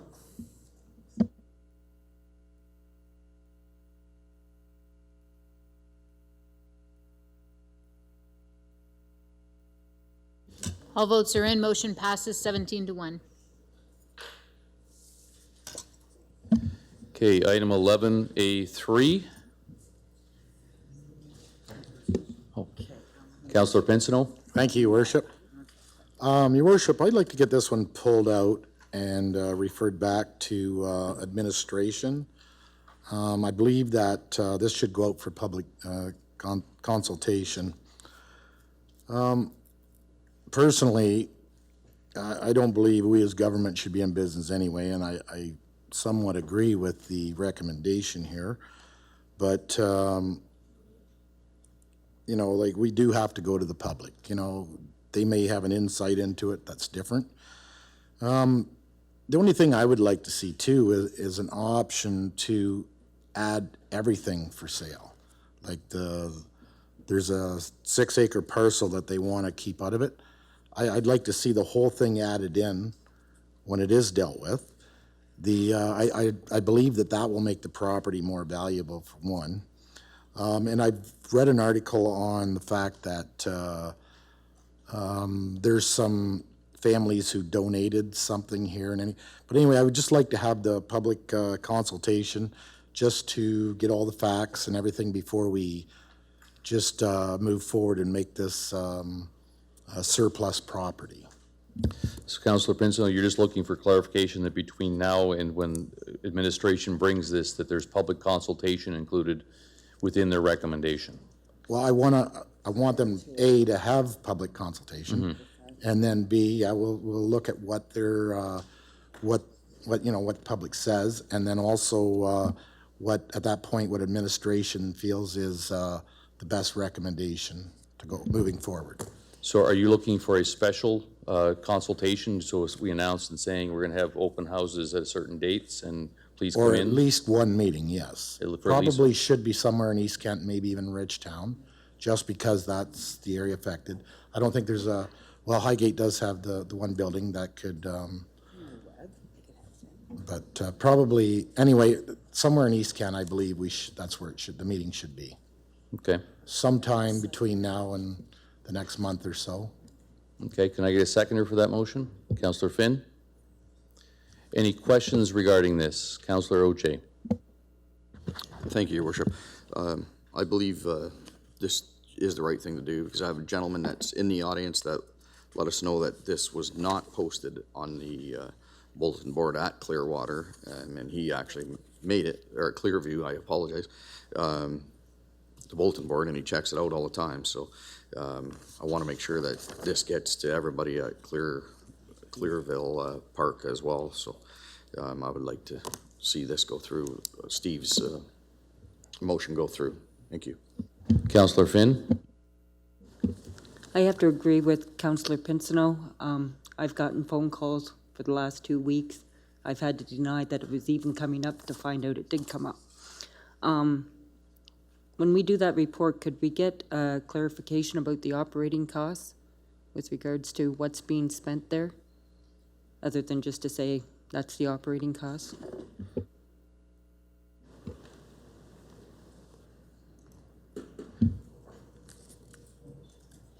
Tom, Councillor? Thank you, Mayor. Mr. Kelly? You just want a further breakdown of the operating expenses, which is our labor, our anything like that, capital costs, vehicles. That's what you're looking for, of the 165,000? Yeah, just in case there's some duplication or some other way that it could be resolved for a cheaper expense. Okay, we can do that. Councillor Bondi? Thank you, Mary Caniff. I'm pretty sure I'm going to agree with divesting of this property and hopefully the 6 acres that go with it. But running counter to just saying that, I'm hoping that when it does come back, if we could just get a little more of a explanation as to why staff thinks we should divest, because all I'm really reading in this is that there's going to be some future major capital expenditures will be required replacing future to replace aging infrastructure. So I'm just kind of curious as to why administration's decided now is the time to sell it because it's becoming run down. If that's the case, I think we might have a hard time finding a buyer. So I'm sure there's more reasons than that as to why administration believes we should divest it. So if that could just be explained in a little more detail in the upcoming report, I would appreciate it. Thank you. Okay, Councillor Wright. Thank you, Mayor Caniff. I have some concerns on this too because there's a water well on there, and I was told that it supplies the Boy Scout camp as one. And the other thing is the original agreement, because there was 2 families that donated 50% of that. And I'm hoping they can find the original agreement to find out what went on or what happened. I believe it was a Keeler family and a Dottie family that donated it originally. And the other thing is on your red line here, the way you're separating this, if you kept your 6 acres, you're keeping the store in a works garage, and you're giving the public washroom away on the other side of your red line there. So you haven't got the line really. It should be some, look at some of these buildings you're trying to keep and give away. Thank you. So, Mr. Kelly, these are things you'll address in the upcoming report? Okay. Seeing no other questions, we'll put this to vote.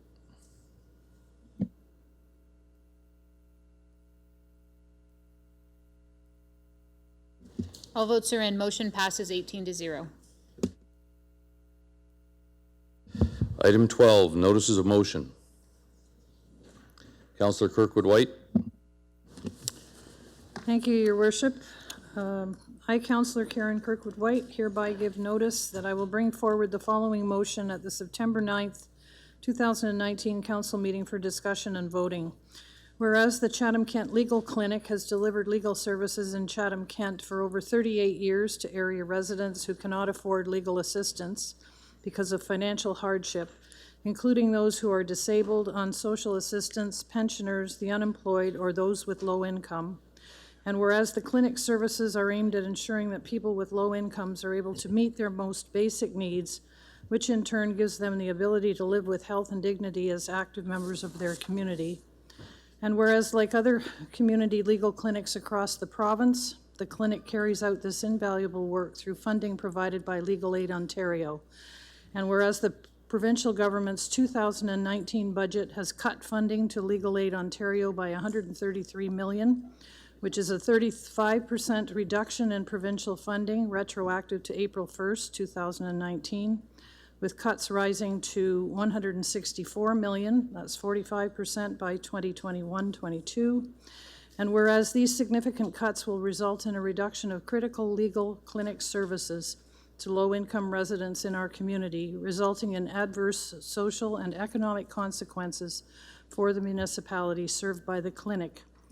From increased reliance on municipal services, including increased homelessness resulting from avoidable evictions, increased poverty resulting from lack of income supports and employment supports, and increased reliance on social assistance administration resulting from people being denied appropriate supports. And whereas the Council of the Municipality believes all levels of government should provide fair, economically sound, and evidence-based programs and supports to help low-income residents, vulnerable people, and other equity-seeking individuals escape poverty, precarious housing, and systemic disadvantage, realize their full potential by living healthy and safe lives.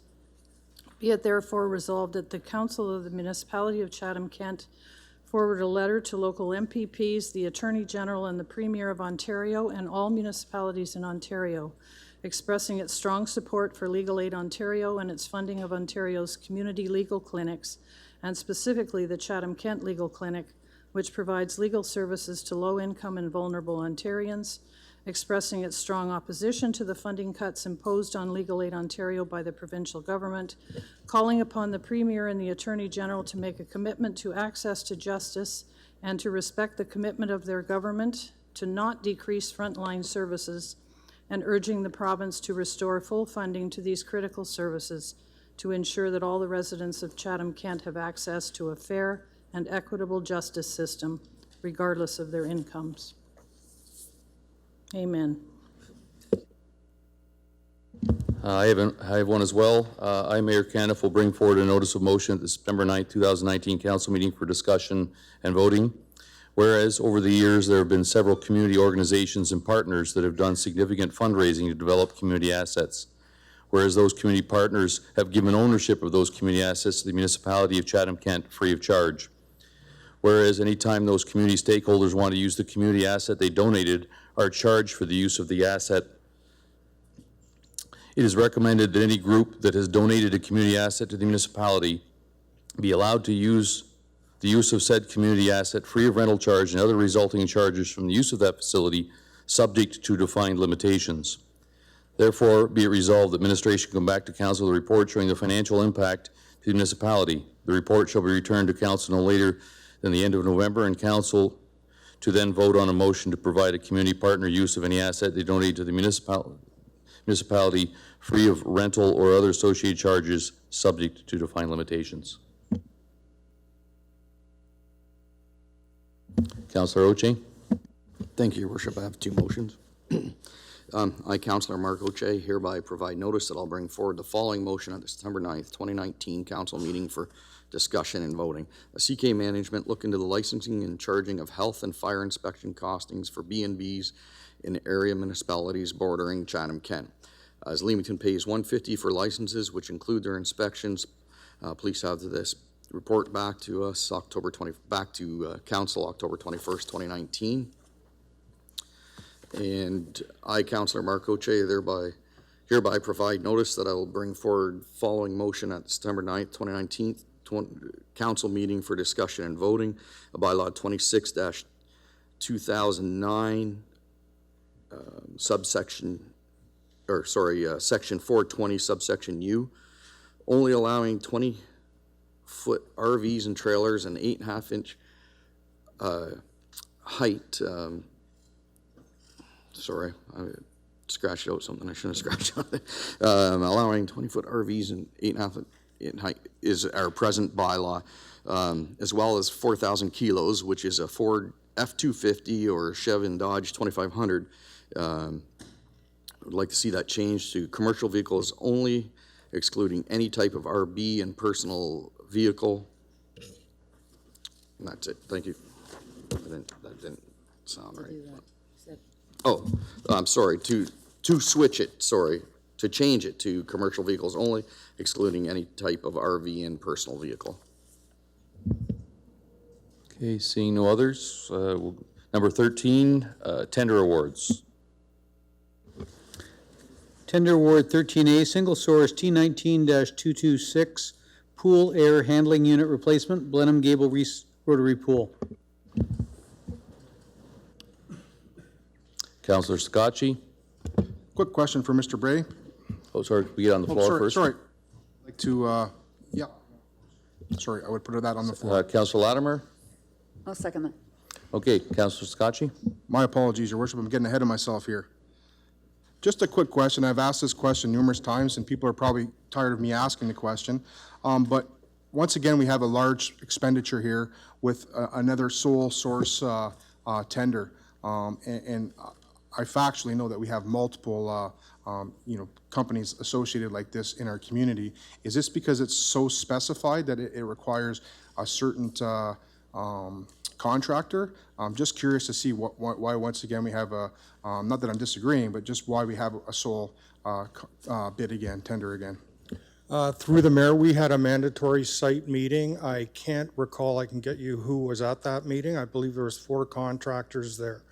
I can't control, as you know, who bids on this project. I wouldn't say it's very, not proprietary, but specialized in that sense. Perhaps people are busy. I can't speak to why we just received 1 bid. So there was 4 people that point. I can confirm the actual number. No, I seem to think it was 3 or 4. Yep, okay. In that saying, I'd like to move the recommendation. Any other questions? Seeing none, we'll put it to vote.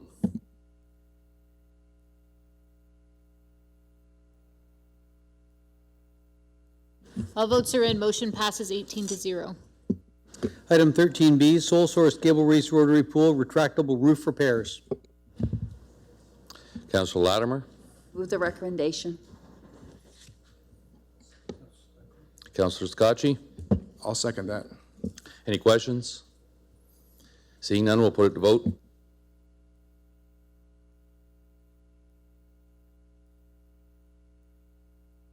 All votes are in. Motion passes 18-0. Item 13C, tender award contract T18-170, bridge replacement, Lindsay Road over Little Bear Creek, community of Chatham Township. Councillor Foss. Thank you, Your Worship. I'll move the recommendations. Councillor McGrail. I will second that. Any questions? Seeing none, we'll put it to vote.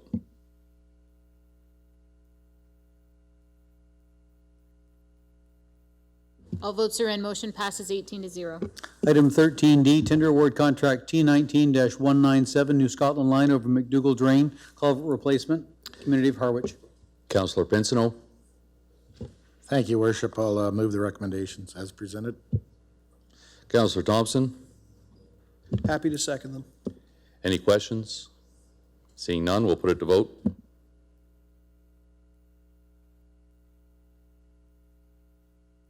All votes are in. Motion passes 18-0. Item 13E, tender award contract T19-208, replacement of Gleason Line Bridge over McDougall Drain and rehabilitation of Gleason Line Bridge over Government Drain Number 1, community of Tilbury East. Councillor Harrigan. I'll move the recommendation. Councillor Oche. I'll second it. Any questions? Seeing none, we'll put it to vote.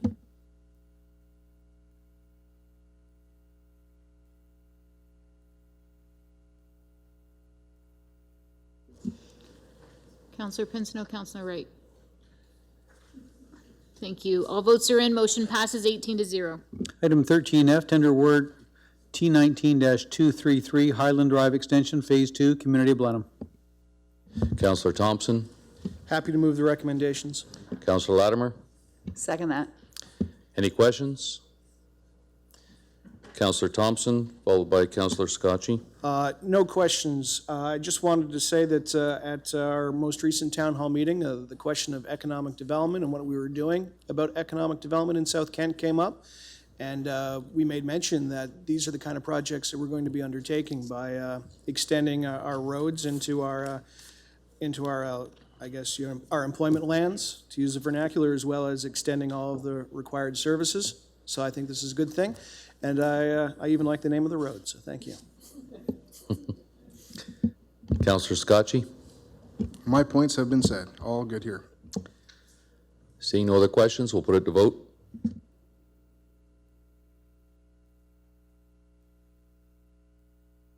All votes are in. Motion passes 18-0. Item 13G, tender award contract T19-302, Bloomfield Road, Storm Sewer and Road Improvements, Community of Chatham. Councillor B. McGregor. I'll move the recommendations. Councillor Kirkwood White. Happy to second. Any questions? Councillor Solomon. Thank you, Worship. Through your worship to administration. The sidewalk on the east side of the Bloomfield at the CN tracks has remained unfinished for, I guess now we're going into a couple years. Will this, is just a gap there, can you tell me whether this will be part of this project? And if not, when will it be finished? It makes zero sense to have beautiful sidewalks on both sides and then you get to the tracks and you can't get across. Thank you, Mayor Caniff. That will be done through this project. We were waiting on something to be moved from the railroad tracks, so it was a separate contract, but we decided to just put it together. Great, thank you very much. Councillor Finn. Just one question. The work that was recently done on Bloomfield, is that going to affect any of that work that they just completed? Thank you, Mayor Caniff. No, it won't. It stops at the intersection of Richmond and Bloomfield. Seeing no other questions, we'll put it to vote.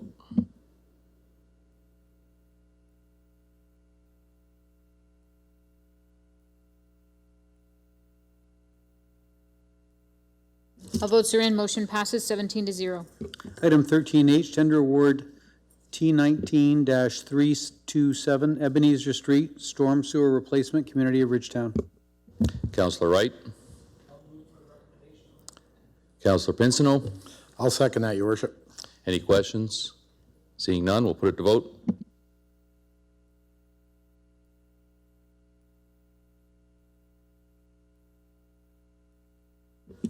Councillor Wright. Thank you. All votes are in. Motion passes 17-0. Item 13I, John D. Bradley Center Roof Replacement, T19-258. Councillor Bondi. Thank you, Mayor Caniff. I'll move the recommendation. Councillor Crew. Second that. Any questions? Seeing none, we'll put it to vote.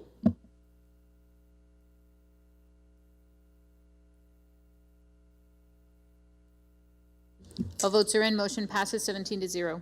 Item 13J, Single Source Urban Indigenous Childcare. Councillor Hall. I'll move the recommendations, and I have a question for staff after too. Councillor Finn. Happy to second. Okay, Councillor Hall. Thank you, Mayor Caniff. Just a quick question. I know I had talked to you earlier today, Kelly, but can you just, from what I understand, can you just describe to me how this will help some families and some residents in the Wallaceburg and to our neighbors as well with Walpole Island? Can you just explain that to me a bit? Through you, Mayor Caniff, to Councillor Hall. Yes, so we did some work with both of our Indigenous reserves here, Mcfadden and Moravian Town, and we talked to them about where they thought their urban Indigenous needs would be. This funding is specific for urban, off reserve. At first, we were thinking Thamesville, Ridgetown area, and they indicated no, that Chatham proper was where they needed it.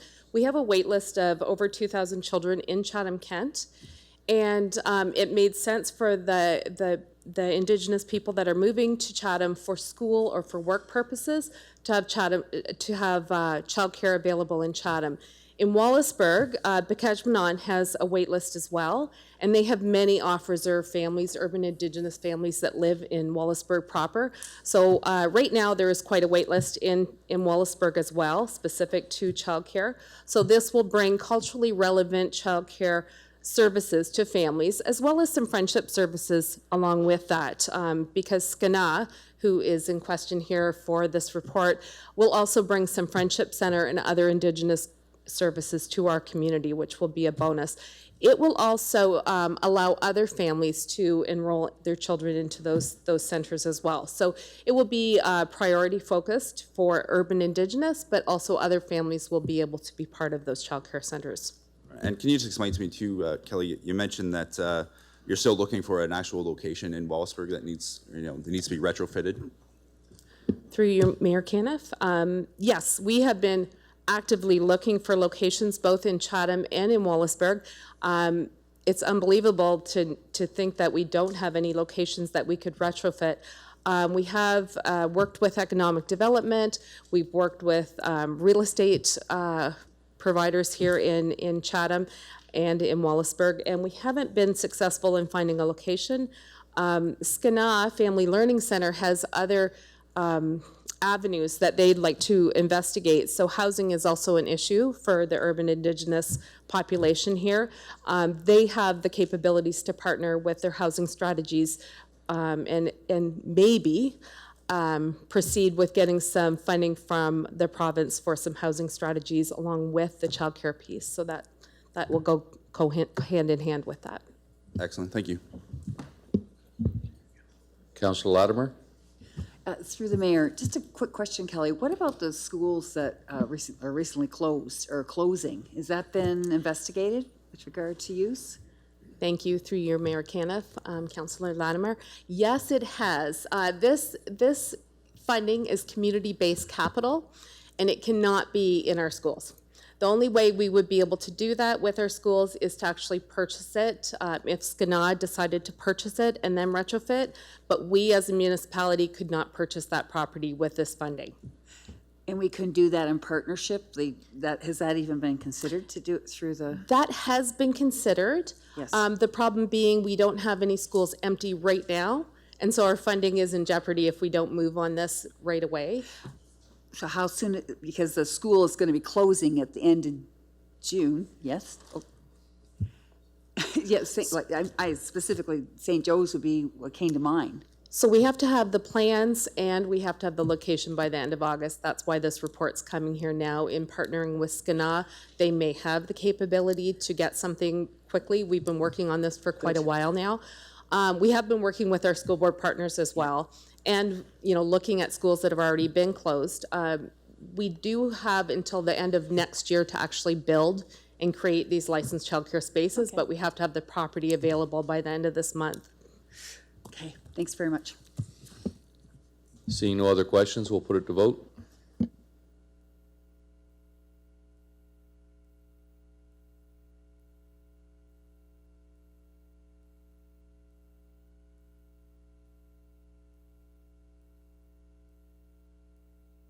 All votes are in. Motion passes 18-0.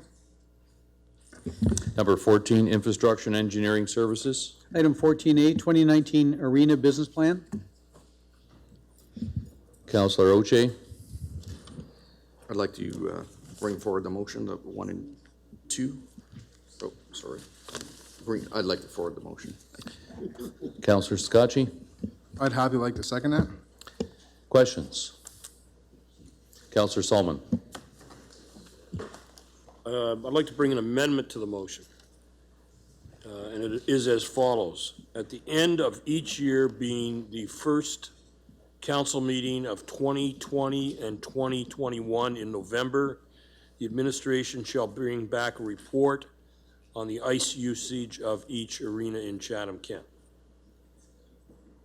If I get a seconder, I'll explain why, but looks like I've got several. Councillor Finn. Yeah, it's I'll second it.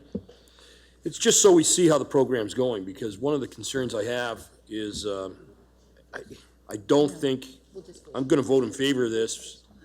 You're giving it a good old college try, but at the end of the day, the background information report to council on the first page hits the nail on the head. The usage is down because of aging demographics, merged user groups, financial restraints of residents, et cetera, et cetera. It doesn't say the decline is as a result of the high pricing. I know we've heard that anecdotally, but that's not what the administration says. And aging demographics is one thing. The other problem is our community has not sufficiently reproduced young people. I guess that's one way to put it. I think we're supposed to go forth and multiply, and we divided a bit instead of multiplying. Got the math wrong. So at least it would be good for us to know at the end of the first year of this cycle to see whether we it's really having an impact. And we should know at the second year of the cycle, we should have a more fulsome report that says, okay, what are we going to do? Because this is a trial period, and I've never yet seen a trial period that didn't end up with people saying, oh no, now it's the status quo and that's where we want to be. So I think we need to follow up. When we get the stats, we should actually use the stats to make decisions. And if you're going to make all this effort, you might as well bring back the stats at the end of each year so we can measure it.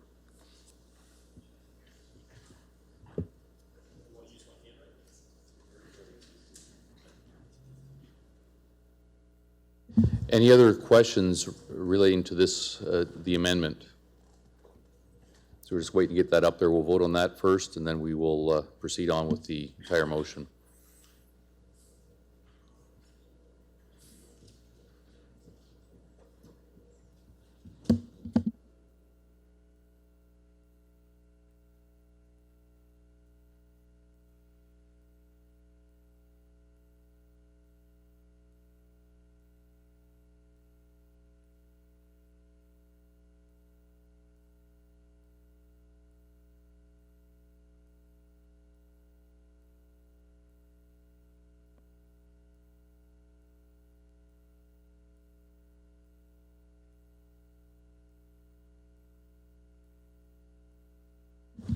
Councilor McGrail?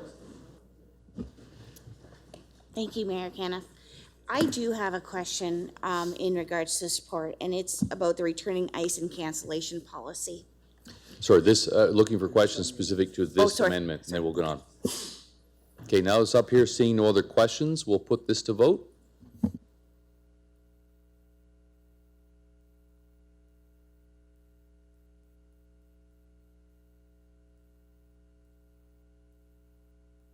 All votes are in. Motion passes 18-0.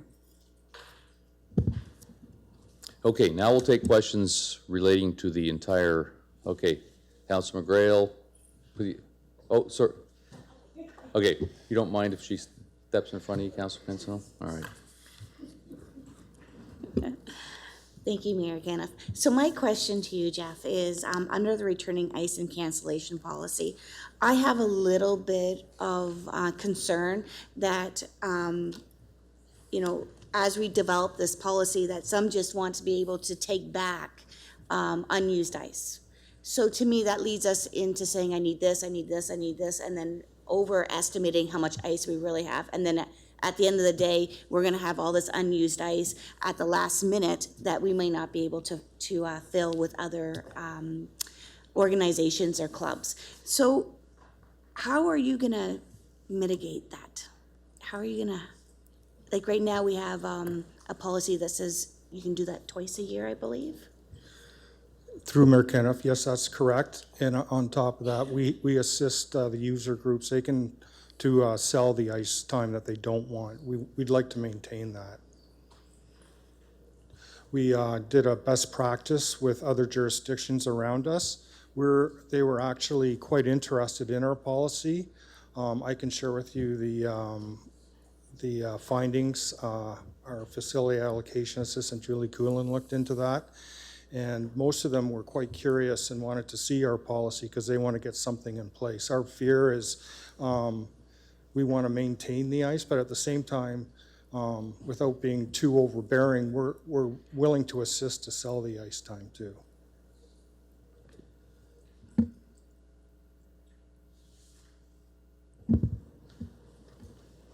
Anything else, Councilor McGrail? I'm good, thank you. Okay. Councilor Pensino. Thank you, Your Worship. I think this is a really good start. It's not quite as low as I'd like to be, but thanks, Jeff, for working with the service groups to get this down. The arenas that are on the fringe areas, they are the ones that suffer the most because they're competing with the neighboring rinks. And I think this is going to help. This should encourage our local leagues from the fringe areas that have went across the border to come back. It's still a little bit more than what the neighbors are, but it is in their own backyard. I think this is going to improve minor hockey and figure skating as well. The only thing I hope we're really open to is the fact that if we are starting to book hours, that we accommodate it at the arenas. or else we're working against ourselves. But with the lower rate, if we've got more demand for hours, we need to bring the manpower in to do it. But I just hope that happens, or it's going to derail this whole process. But anyway, kudos to you. I think you've done a great job getting the ball rolling on this, and at least with a trial, we can see, put pudding in it. Thank you. Through Mayor Caniff, I'd like to address something that we have looked at, the available hours. What we've looked at within the business plan is that we're reducing rates, but at the same time, what available hours do we have with our staff complement to make sure that we can book it up to have more ice time at each of the facilities? Awesome. Thank you. Councillor Harrigan? Thank you. I have a couple of questions. Specifically, I just wanted to call out the fact that I don't actually, so while I think the reduction in hours is good, I don't know if we would actually benefit or see the benefit for this upcoming season, for example, for the different groups that are booking and would be booking elsewhere. Like I know a couple of groups in Tilbury have already booked with neighboring municipalities, right? Because the ice time is kind of set up already. So can you comment on how you think the ice times might impact the 2019-2020 season or 2020-2021 in comparison? Well, I'm hoping through Mayor Caniff that I went to each of the ice allocation meetings throughout the municipality, and I was very clear that we were going to reduce rates to be competitive with the adjacent facilities. The only one that we couldn't match, we used Leamington as the baseline. Glencoe was the only one, and we just couldn't go that low. It's about an $8 difference. So I'm hoping that with the knowledge that all the allocations are done now, the groups are understanding that once council makes a decision tonight, their rates will be adjusted pending tonight's decision. I'm hoping that they will take advantage of this and also trusted us that we were going to reduce rates accordingly. Mm-hmm. That's the best we can do. Yep. The other comment that I get that I was hoping for a bit more detail around opportunity in here was around programming. So the biggest complaint or comment that I hear from constituents is there's not enough programming available in our arenas, and municipalities like Leamington are often referenced where they have a birthday party package that you can just call and pay $300 and you get whatever, a half an hour skate and pizza on a certain day, or programs like the Ice Babes program where something similar to our day camps where it was perceived that maybe there wasn't a demand for a day camp in the summertime, and then it's opened up and it's doing fabulously well with higher registrations. So how can we go about encouraging more programming to take place in our arenas that then get these families in the arena to realize what opportunities there are? And are those programs, do we find, are they revenue generating? They're all revenue generating. Some of them are almost at a loss leader in the sense that it's covering ice time. We find that with the summer programs in the Bothwell, the Barak group. It's great. We have people out there, but it's just baseline. But the ice ones can be revenue generating. Our facility, rec facility supervisors, part of their task is not programming. They do look at things like stick and puck, public skating, tiny tot. I think Ice Babes is managed by Ann Robinson's group. So there are partnership opportunities with rec programs. We have reached out to them, and I think that's a future discussion to open, especially when ice is out, to open up. And we have in the past, before my time, I think there were programs that did move into the arena. So that's something we're definitely going to follow up on. Mm-hmm. I think with the programming, it's very much if you build it, they will come, right? So if there's no programming in the arena and a family with young children who maybe aren't thinking about putting their kids in minor hockey but want their kids to learn how to skate, walks in and says, what do you have for programming? And the response is, oh, we have public skating. That's great, but that's not the programming I think that parents are looking for and that families are looking for. So I'm hopeful that my comments will lead to a bit more attention in that area. Yeah. I don't know, April, if you have comment as well. Through the mayor. To April. Thank you, Mayor Caniff. Certainly, Jeff indicated that Ann Robinson's team within REC is responsible for what programming does currently occur within the arenas. Anne right now is working. Evelyn and I have had conversations with her to look at the feasibility, the possibility of how to go about increasing programs in the arenas. So they are pulling information together right now that we hope to bring to council in the fall with some ideas as to how to do that. Okay, great. And then just one last question. Around the arena marketing strategies comment, something that I believe Councillor Sakachi had spoke to, and I certainly have had conversations with constituents about, was around the physical detail of the advertising in the arenas themselves, so the advertising around the ice or the advertising in the arena. So I've heard businesses or people comment to say, you know, that's kind of sold out to Mississauga and somebody else is doing it. If it was done locally, we might have more revenue generated from those marketing opportunities or not. Can you explain to me kind of what the current system is and how much the municipality benefits from that kind of marketing partnership that we have? That was, yes, I can. It was an RFP for advertising, and it went to board view, which is correct, is out of Mississauga. We receive, I believe it's $46,000 a year annually, regardless of what they produce. So it's up to advertisers, go to them. It's really one-stop shopping. They produce all the production graphics, they produce the panels, they do the installs, they remove it. So it's, and that contract was just renewed and it's going to 2023. Okay. And it's the opinion of the administration that that profit of 46,000 certainly is far more profit than we can make if we were to take that on in-house with all the headaches that would come with doing our own advertising and putting the signs up and things like that. I would say the time allocation just to meet with the groups, to get the graphic production ready files for printing, to make sure everyone approves the graphics, and then has to have the panels fabricated and installed. That's a huge time commitment just for that.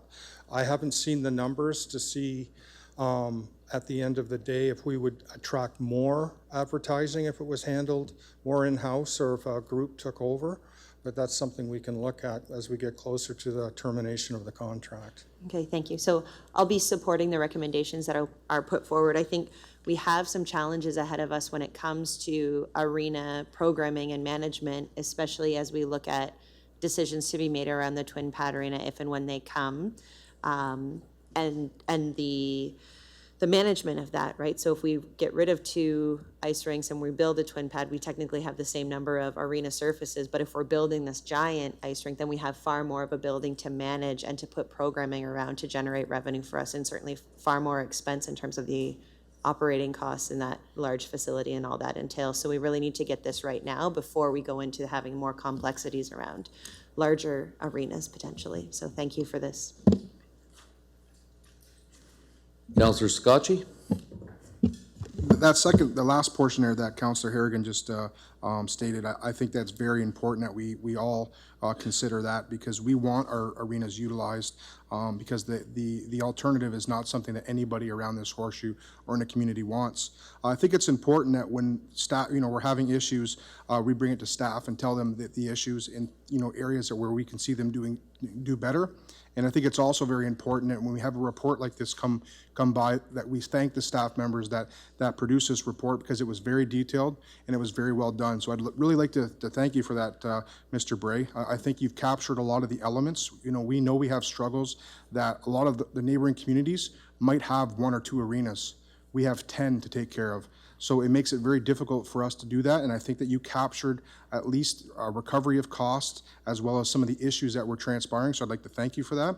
I would ask if we could make some time one day to sit down. I really would like to sit down with you in regards to the canteen stuff, to kind of comb through it in depth. I'm not going to save that now for the meeting, but I was able to go to a couple of those allocation meetings. I've spoke to you about these arena topics numerous times, and the ice rates are just too high. So I really hope that everybody around this horseshoe supports this, not for just for our community, just to see what our arenas can do when it's a little bit more affordable. And we really hope to see the junior teams and the minor hockey teams pass those savings on to families, because let's face it, some families out there, $50 a year makes a huge difference whether that kid plays hockey or that $10 compared to $5 or $7 to go to dead ice. It makes a difference to some families. So I really hope that council supports this for the benefit of our community. Thank you. Councillor Hull? Thank you, Mayor Caniff. Just want to share a little bit of feedback that I received about this report, and it was, very, very, very positive. Wallaceburg Minor Hockey, they were absolutely looking forward to this report being approved. The Wallaceburg Skating Club, they were obviously very happy with this as well. They had some good feedback as well. They're not sure with, I know it was mentioned tonight about what the immediate impacts will be. They don't think they will, see an increase in registration, but it'll definitely assist with prices not having to go up for local families, which is very positive. Our junior C hockey team, the Wallaceburg Thunderhawks, formerly the Lakers, they were happy with the report. They did have a couple questions, and Councillor McGrail brought this up as well about sending back some of the ice time that they book. I know the Thunderhawks, they've known for a couple of months now that there's about 6 or 7 dates that they have in their schedule that they know they're not going to use the ice for. They're not going to use it for practice because they have an away game the night before, that sort of thing. So they know that now. They've known that for a couple of months. Yet, I think with our policy right now, they can only give back 2 of those. But basically, they know that they're going to eat that cost for those other, 5 or 6 dates. So I know it's mentioned in the report that this aspect or this idea would be looked at further.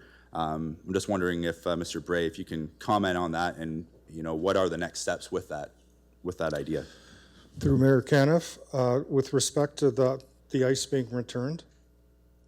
Yeah, correct. Yeah, as I mentioned, we want to hold status quo on that for the reasons stated.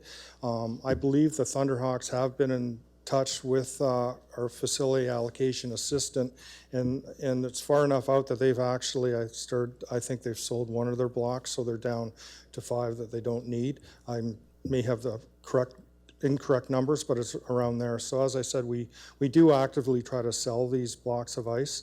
So just for the time being, we're reducing ice rates. We don't want to jeopardize any other potential loss. Excellent, thank you. And I want to commend you as well. I think, like I said, all these groups in Wallaceburg are very, very looking forward to the council supporting this evening. Thank you. Councillor C. McGregor?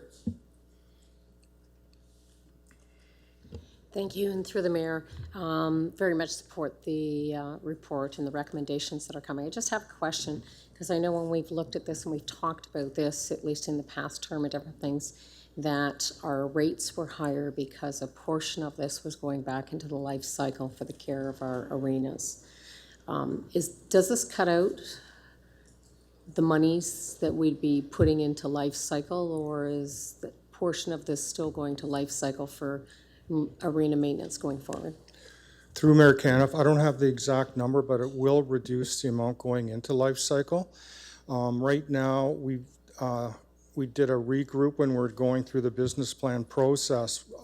Each arena presently gets about $88,000, little over, per year, and we found that they need almost double that with some of the major expenditures coming up. So in this trial period, we're going to have to see how this will jeopardize our life cycle, which staff predating me has been very cautious in protecting. So there is a risk there.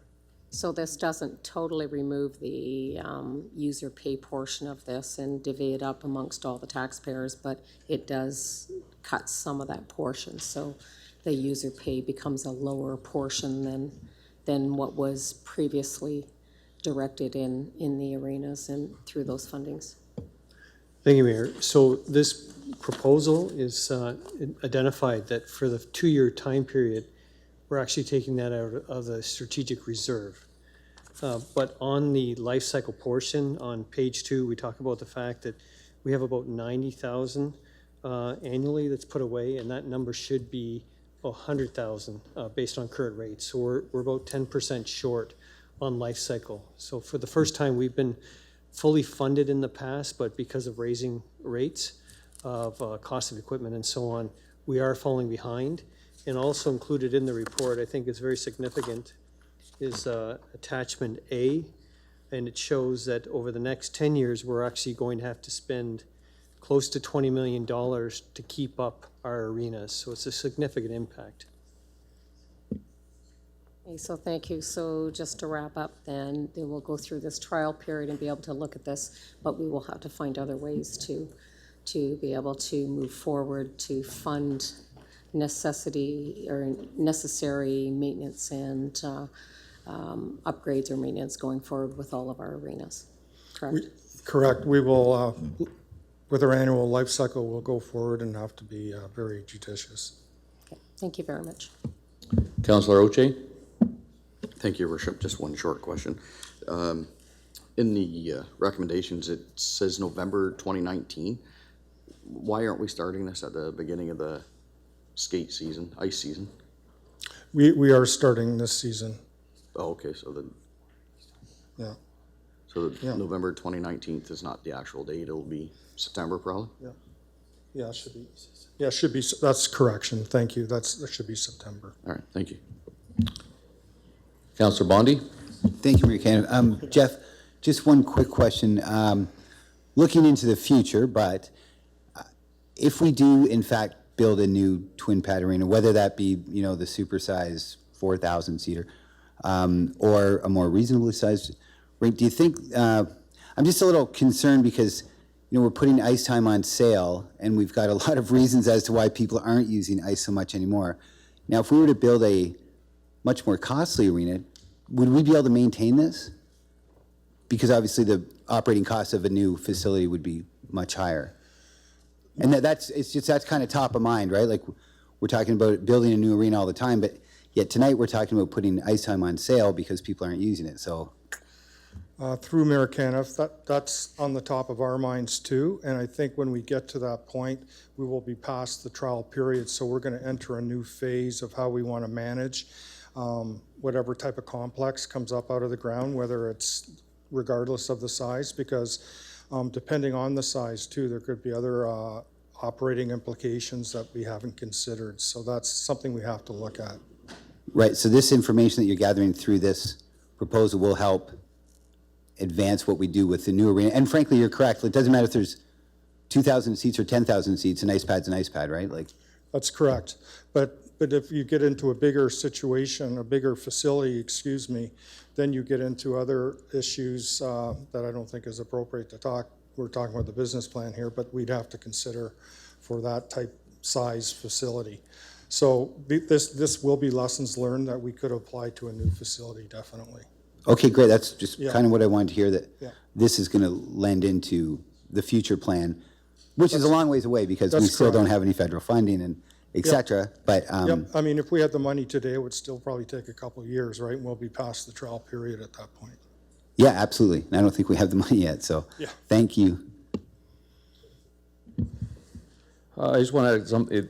This report, great job on the report. I think the administration did a great job of listening to the users.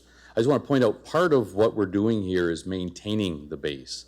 And we may not, I fully expect more usage of it, but we would have seen a decline potentially in areas, and I'll use Junior B, Junior C teams. This makes them more financially viable. It's not going to change their ice time, subject to playoffs and not playoffs, but it's going to keep them there. If one of those teams left, all of a sudden it would leave a big hole in one of those arenas. So I want to just highlight that as well. It really makes them healthier, and that's what we heard a lot of, just saying, hey, that they needed some help. This addresses that. And just one thing I wanted to ask you. I know there's discussion about area rating. I just wanted to know just your general thoughts on that, or like we use like Bothwell Arena, for instance, and there, Councillor Pincinel mentions that, well, it's still too high. Is there an opportunity to do area rating? Area rating you defined as the local taxpayers would put something on their tax bill to subsidize. And I just want to know what your thoughts were on that. Thank you. We did look at area rating, and Bothwell would be the community that we would address that to, just because of the The closest rink to them is the one, I believe they have about $160 prime time ice. 165, I can't remember on top of my head. But, so as I said, the next lowest was Leamington. So we're competitive with Leamington. We're essentially the same price. So as I said to Councillor Pinsino, we're within $10 of Glencoe's price, and we thought that was tight enough that for people to consider driving back and forth for $10 an hour. That's something that we can certainly look at, because I have all the numbers to area rate it down to a Glencoe rate if that's desired. Okay, thanks. Seeing no other questions, we'll put it to vote.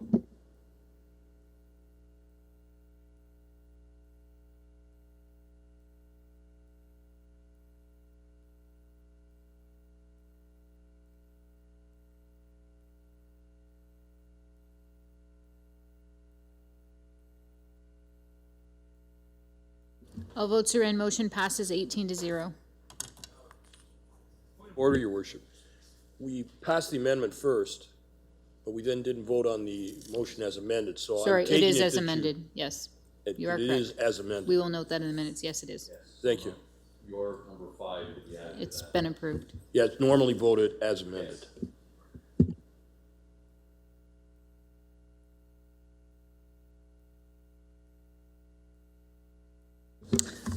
Item 14B, CK Transit Enhancements, correction to previous recommendations. Councillor Kirkwood White. Thank you, Your Worship. I'll move the motion. Councillor Latimer. I'll second that, and I have a question. Okay, Councillor Latimer.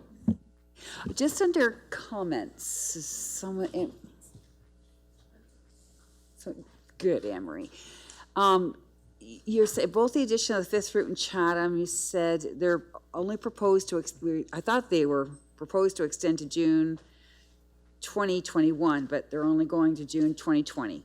Can you tell me a little more about that? Thank you, Your Worship. With the transit strategy project going on and a couple of the ideas that the manager has for that, we didn't want to tap into the reserve too far, hoping that we can bring forward to council a few other suggestions and ideas with that reserve for on-demand, get our statistics going to find out if this is actually going to work. If it's working, we're going to be back to council and probably asking for an extension again if it was continuing to 21, yes.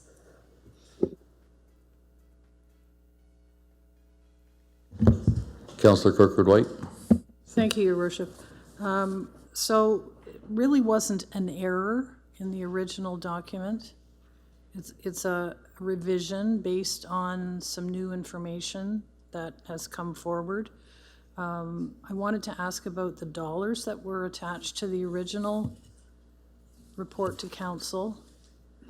And obviously those dollars, if they're not for 2 years, will be half, because that wasn't spelled out in the second report.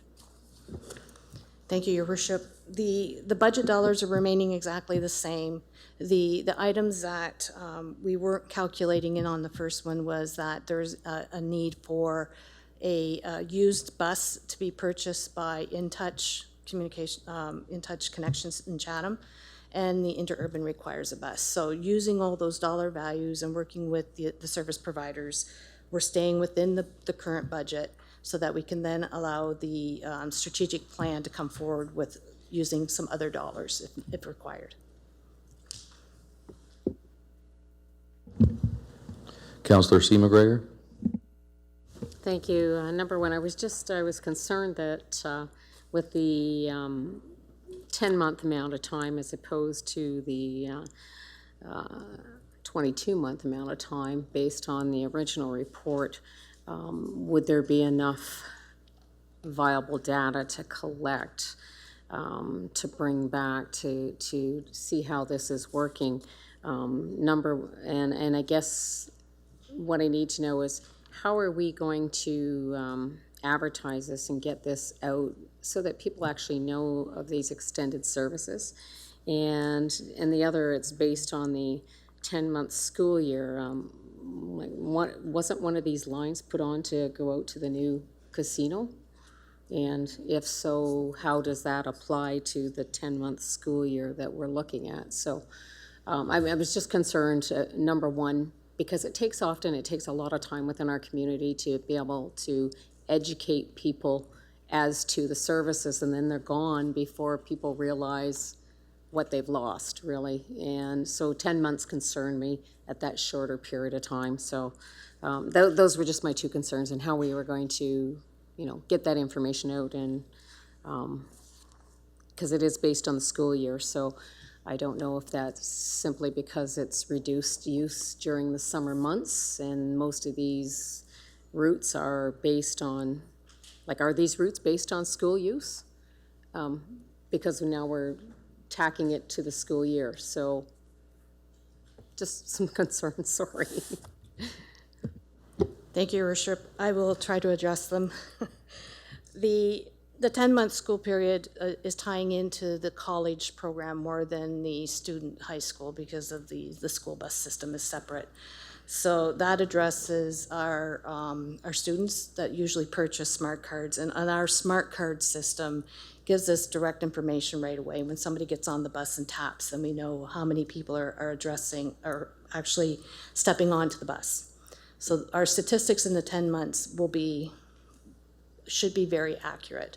As to the campaign, we have been working with our actual service providers, and we're looking at being right at the transit terminal, having information, riding on the bus with some of our clients, and actually teaching how to jump off and on some of our routes now, rather than always returning back to the terminal. So we do have an advertising campaign coming forward. Things will be posted on our website.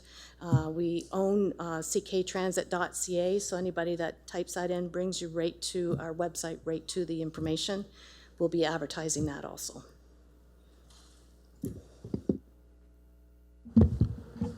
Seeing no other questions, we'll put it to vote.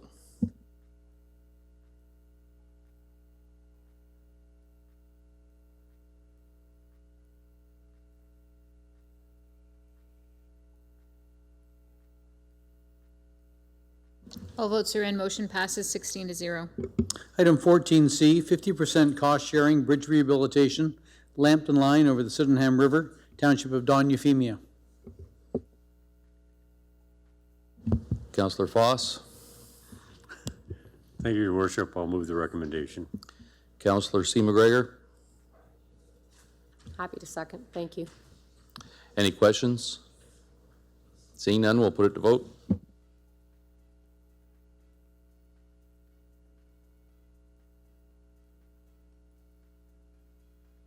All votes are in. Motion passes 16-0. Item 14D, encroachment agreement, 75 Talbot Street West, Blenheim.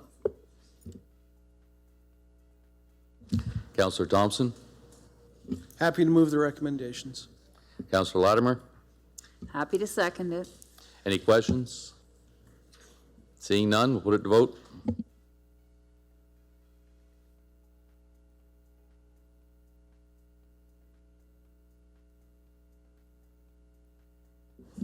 All votes are in. Motion passes 17-0. Item 14E, encroachment agreement, Hartley Vidler Memorial Walkway, Aereo. Councillor Scotchy. Councillor Latimer. I'll second that, but I have a question. Councillor Latimer.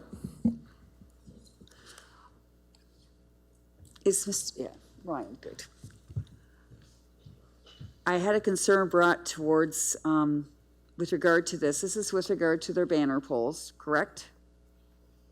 Yep. That's correct. And they've been, there's an associated cost to this. Is that a general cost for any encroachment deal? You're referring to like the encroachment fee? Yep. Yes, so in our bylaw fee, the bylaw of list of schedule of fees, there's an item in there for legal services encroachment agreements to cover some of the administrative costs. I didn't realize that.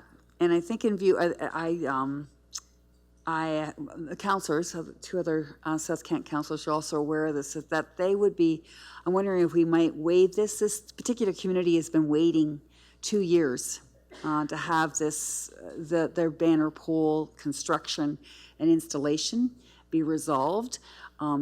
These aren't Ontario Hydro or Integris poles. They're poles that are being constructed through a facility that they've devised the poles. They have all those things in place. It's merely, we just made sure that legally they could put them up, correct?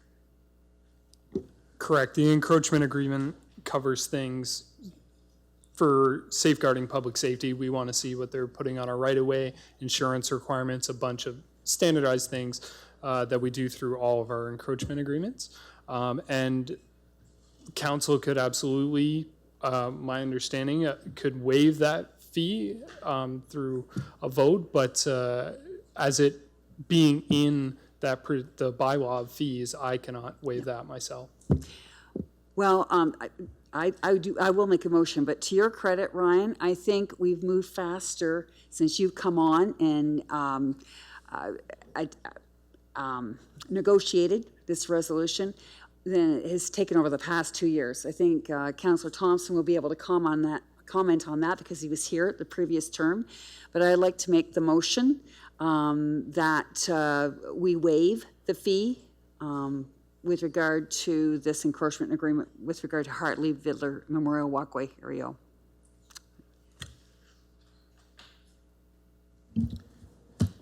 I need a seconder. Councillor Thompson.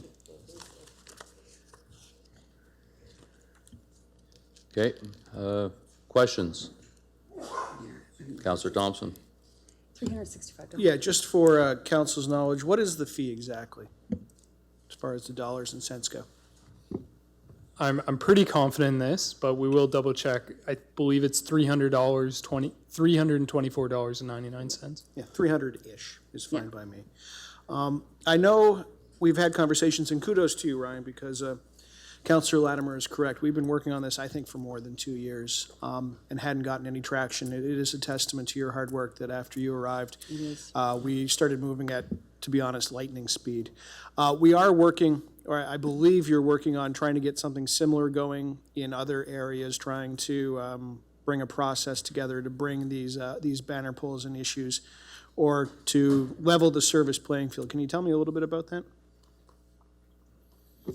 Thank you, Mr. Mayor. That's correct. There was a motion from Councillor Harrigan a little while ago about standardizing some of these levels of service, as we have some communities, obviously with different BIA groups that have different levels of activities.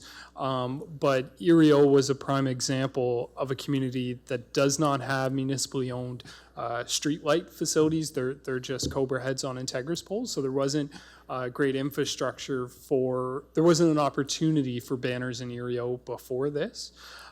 They do a couple other things, Christmas lights and such in Erio, right. But this is kind of goes towards that motion that this would be an opportunity. So now community groups in Erio could hang banners. Right, and that kind of leads into my next question. So in another community with the BIA and with poles potentially, they wouldn't have to be faced with this charge for an encroachment. There wouldn't be an encroachment issue.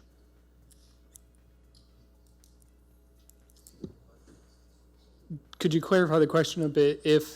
So say in the community of, since you mentioned it, Tilbury, right? If they want to standardize a level of service, they don't actually face the issues that Erio is facing.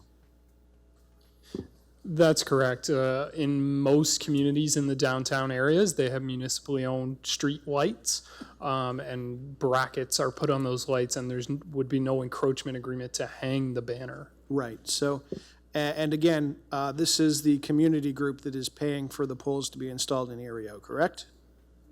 That's correct. And if we were to install the poles, how much would it cost us to install the poles? Pay for the poles, procure the poles? That's a little open-ended depending on the style, but in general, if they were just a banner pole, several thousand per pole. Several thousand per pole. Okay, that answers my question, and to my mind, that's why we should waive the $300 and some odd as far as an encroachment fee goes. Other communities with municipal poles won't pay it. This community group is stepping up and saying, hey, we want these poles. When we said we would potentially pay for them, they said they had a particular pole in mind, and they were prepared to pay for them themselves. So adding the $325, while I can appreciate that is our bylaw, bylaws are meant to be waived, at least in this instance. Thank you.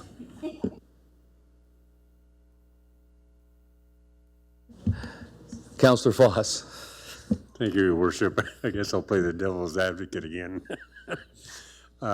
Is there any other scenarios where we have waived the encroachment fee, or are we opening ourselves up to waiving that somewhere else, or has other groups paid an encroachment fee to date? Thank you, Mr. Mayor. In my long tenure here at the municipality, I have not seen an encroachment fee waived. And for example, the agreement that was just passed just before this one with regards to Talbot Street West Blenheim, there would be an encroachment fee for that. Okay, but that's sort of a private enterprise, though. The other one, yeah. So that's correct.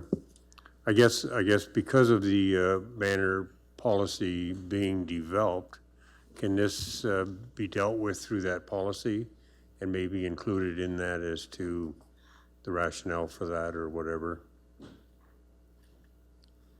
I believe that's council's decision, but yes, it seems reasonable. I'd feel more comfortable rather than just giving it a rubber stamp without maybe looking at the implications that we might have down the road. So can I make a motion that that we defer this until that report comes out?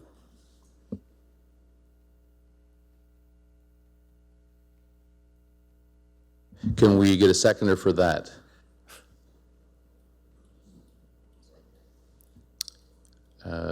No takers for that.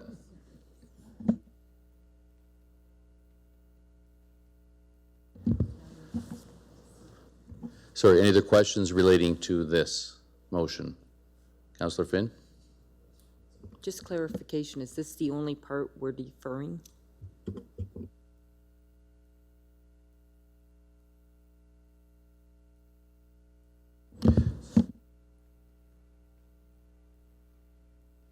No. This hasn't got to the floor yet. We were talking about the motion that Councillor Foss put up to say, let's defer this. So now we're looking at this, the fee be waived. That's what we'll be voting on. Do I have any more questions related to this? Seeing no others, we'll put it to vote.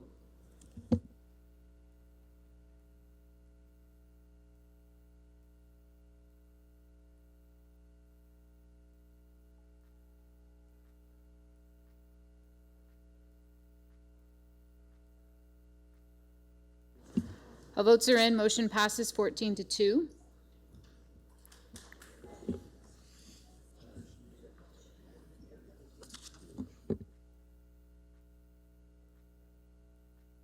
Okay, so now we're looking at this agreement as amended.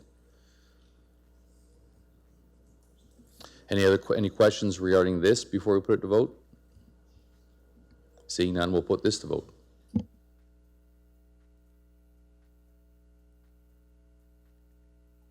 All votes are in. Motion passes 16-0.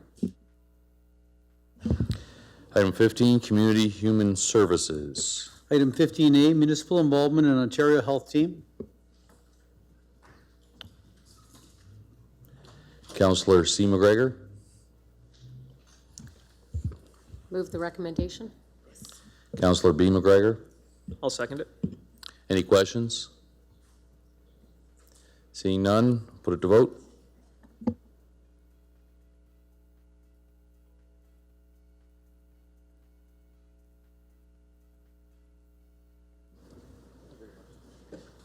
Councillor Crew? All votes are in. Motion passes 16-0. Item 15B, motion by Councillor Brock McGregor regarding municipal drug strategy. Councillor B. McGregor. Thank you, Mayor Caniff. Whereas community partners and stakeholders throughout Chatham-Kent have been engaged and continue to work on assessing and addressing the societal, familial, and human impacts of substance use in Chatham-Kent, and whereas it is estimated that injection drug use in Chatham-Kent is up to 4 times greater than the national average, and whereas crystal methamphetamine use and related harms remain prevalent, and whereas rates of hospitalizations and emergency department visits from opioid poisoning continue to trend upwards, and whereas issues associated with substance use in Chatham-Kent significantly impact municipal services, including fire and emergency services, policing, building development services, and employment and social services, therefore administration be directed to report on next steps to update and implement a municipal drug strategy in partnership with local agencies and stakeholders, including options for resources required for a municipally led drug strategy, and that the report return to council prior to departments planning and finalizing 2020 budgets. Councillor Crew. I'll second that, please. Councillor B. McGregor. Thank you, Mayor Caniff. Karen O'Neill from the United Way said tonight, you can't solve an issue if you don't know it exists. And I think I would extend that and say if you know an issue exists, we have a responsibility to look for a solution. We know that there's been significant work in the community assessing this issue already. We had a situational assessment. We've seen the uptake in the harm reduction symposium that was held in Chatham-Kent. We had an update on that this year. There's a lot of engagement right now. And in speaking with Councillor Crew and with the Drug Awareness Council, I think that we recognize that momentum and really look at this being a time that we need to make a decision as a municipality to make this a priority and look at what our options are to develop an updated plan and look at municipal leadership in that plan. The motion is asking for information on what this might look like, what resources might be required, and trying to get that information before we get into the budget process. So I think this is a responsible way to take the next step we need to take. It's a surprise to no one that this is an issue in our community. We've got great people working on the front lines. We've got expertise in the community, and I think we can really find a role as a municipality in adding some leadership to this issue and starting to make some more headway on what is an increasingly important issue in Chatham-Kent. Councillor Crew. Thank you. I'm going to support this. I bet you're surprised. But, you know, community safety and well-being is all-encompassing, and the drug issue in our community and other communities is multi-complex. It's such a complex issue that we need everyone working together with all of our strengths, and it's a community effort, and I can't stress that enough. The risks that are associated touch all of us, whether we have folks in our family who may be suffering with substance use disorder, or just someone who has been a victim of a break and enter. You know, the issues that we face in our downtowns, and with the characteristics of the drugs that our community is facing today, they just keep growing, and the complex needs keep expanding. So we need to have something that is municipally driven, only because, and I say that because I think that we shouldn't be in the business of doing this, but we need to lead it. And it has to start from the top down. We need to hold it accountable and make sure that we're doing what we need to do in our community. I think that, you know, a strategy is a plan, and a plan needs all of us to work together. I would like to see included in this plan the effectiveness of other municipal strategies. So whoever pulls this together and is assigned to this, you know, there's been some talk, are they effective? You know, what are the priorities that other communities are working on? Do they have an impact? And that's what we need. And we will only have an impact if we all work together. So I'm really glad that we worked together on this and got this forward, because, you know, we talked about, you know, where's our health units going in the future with the new government and everything. And, you know, we thought, you know, maybe we should wait and see, but you know what? Maybe that's going to change, but this issue is going to stay in our community and other communities, and maybe we can teach people something, and maybe we can learn from each other. So I'm happy to support this. Seeing no other questions, we'll put it to vote.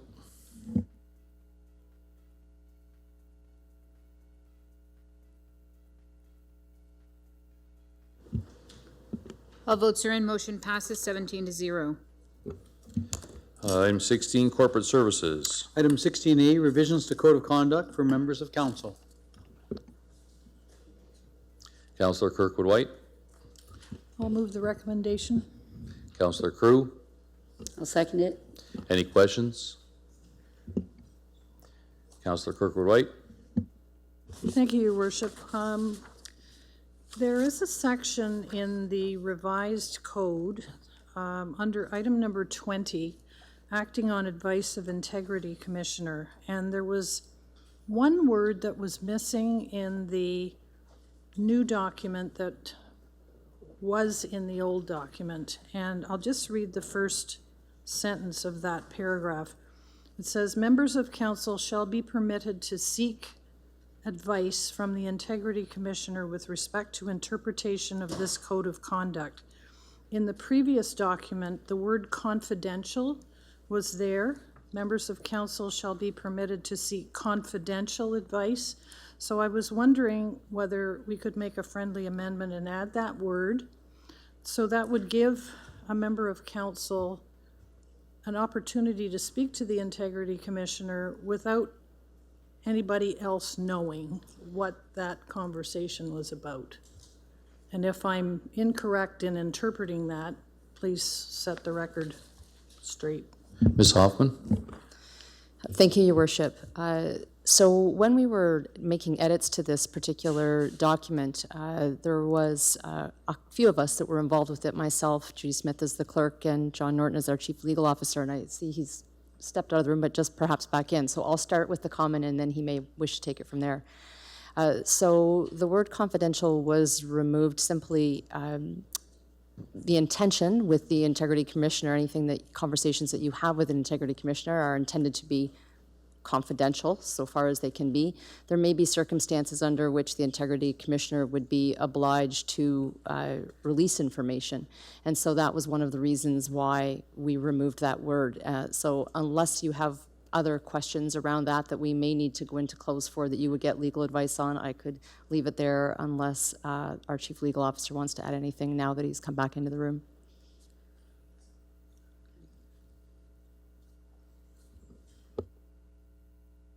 Ms. Norton, you have anything to add? Not really, Your Worship.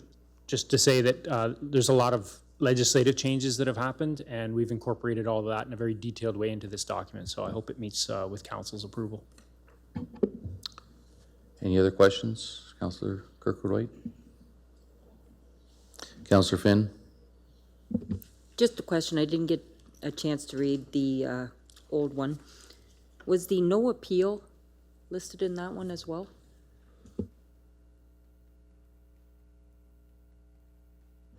I'm sorry, Your Worship, I didn't hear the question. Item 24 in the report states there's no appeal process. Yeah, that's correct. Mm-hmm. Was that listed in the old one as well? Yes, it was. Seeing no other questions, put it to vote.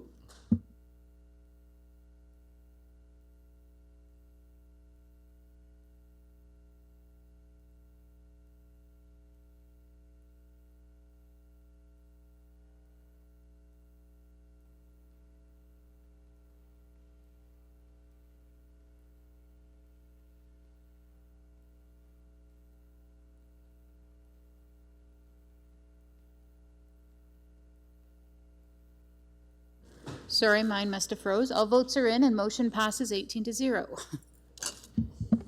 Item 16B, motion by Councillor Carmen McGregor regarding United Way loaned rep. Councillor C. McGregor. Thank you, and through the mayor, I move that a loaned representative be granted to the Chatham-Kent United Way campaign for the municipal portion of the 2019-2020 campaign, and that this also be referred to the budget session for future years. Councillor Kirkwood White. Second the motion. Councillor C. McGregor. Thank you, through to council. I truly hope that everybody will support this. We did this in the past. I think many of us actually thought that it was a continued position, which it wasn't. But if you look at the document you have in front of you, hashtag unignorable, and we've talked about a lot of different situations where we need to be reaching out, whether it be through Sandbags, whether it be through a drug program, whichever way, we learn these things and we become or in a place where, you know, maybe we need to be doing a little bit more. With the United Way, it's a little bit different than so many other charities. When you're donating to the hospice, you know what you're donating to. When you donate to the animal shelter, you know exactly what you're donating to. So with the United Way, they cover so many people, and if you read here, and all these did you know, like all these different little statements in this campaign that's moving forward. What people, the thing is with the United Way, often people don't know. And unless you're close to United Way, I've been working with United Way for a lot of years. So like I think I know, but I learn more through every single campaign. And I know people that are touched through so many programs that happen with United Way. And I think if there's anything that we can possibly do would be to educate our employees or give them the opportunity. I've spoken to employees in the past, and they truly didn't know. They don't know about United Way and the full extent of the campaign. I don't think our last municipal campaign was really done with all exuberance to teach the employees or provide them with it. If they choose not to donate that way, that's fine, but to not give them the opportunity to understand or be educated about United Way and the program and so much that they do within our community. I know if we sat down and talked around this table, every single one of us in this room or somebody that we know has been touched by a United Way program that has helped somebody in our family or our friend or somewhere. So I really hope that you will give consideration to this, and then we can, for this year. And we did hear earlier with a report, I think it would be about 6 weeks this year, which is less than what I asked for even at the last time I asked for a loaned rep. So it would be basically for 6 weeks. And I think on an average of 10 hours a week, I think I even heard. So this will help us. And I think there's great things coming from United Way on how we can donate and where we're going to move to in the future.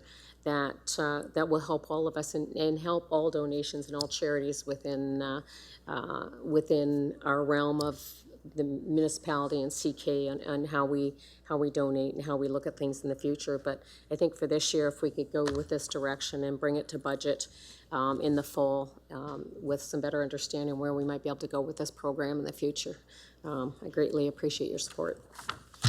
Councillor Pinsino. Thank you, Your Worship. Through you to administration, do we have a cost for this? What this will cost us?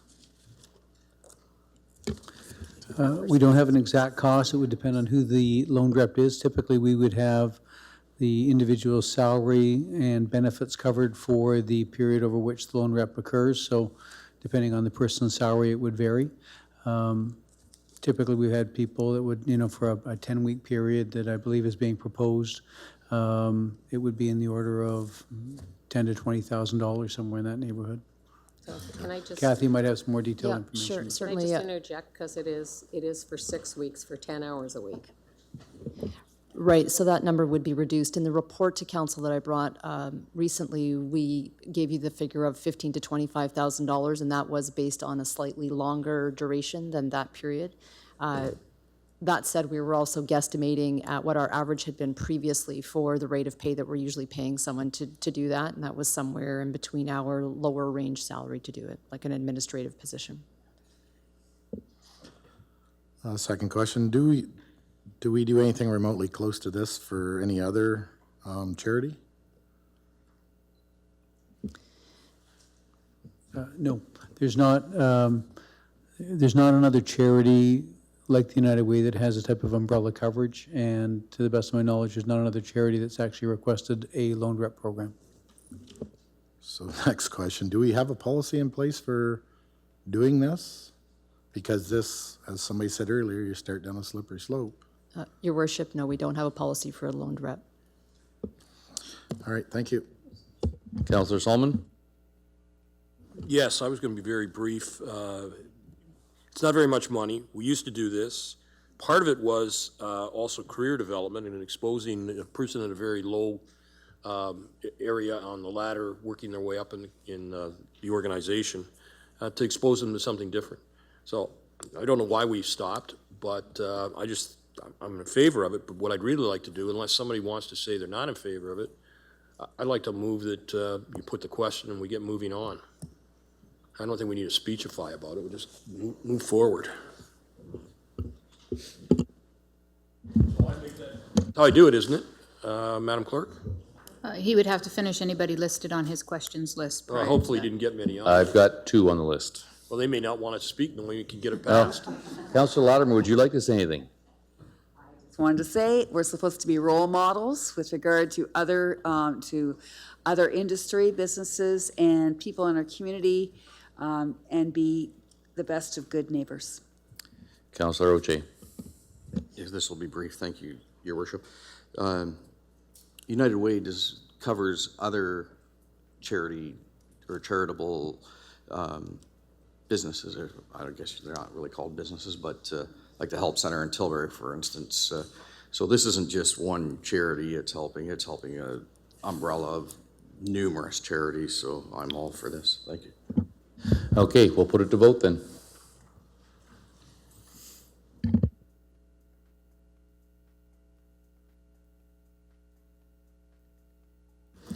All votes are in. Motion passes 16-2. Item 17, Community Development. Item 17A, Ontario Heritage Act, intention to designate 8800 Talbot Trail, community of Harwich. Councillor Scotchy?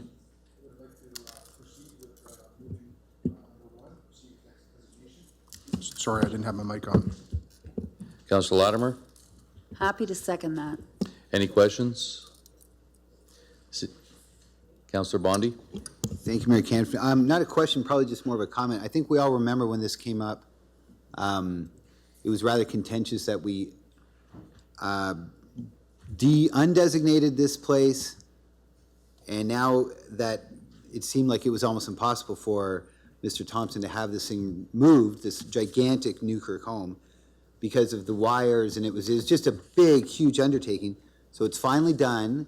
It's been moved, it's been preserved, and I think the Heritage Committee would be very happy that here we are back to where we were, because they weren't very happy that it was undesignated. So it's a great testament to Mr. Thompson that he was able to pull this thing off, because it seemed almost impossible. So here we are. So I think everybody should support this. It's a great move, and congratulations again to Mr. Thompson. Thank you. Okay, we'll put it to vote.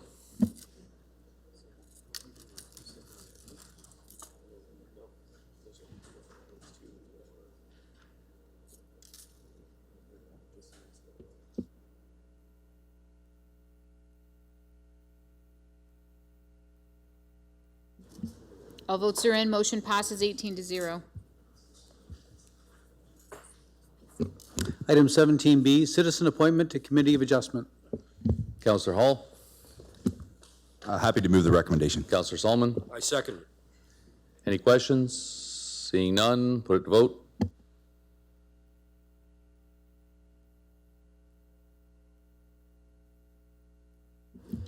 All votes are in. Motion passes.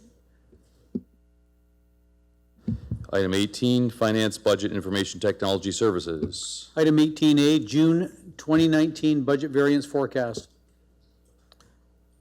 Councillor Foss?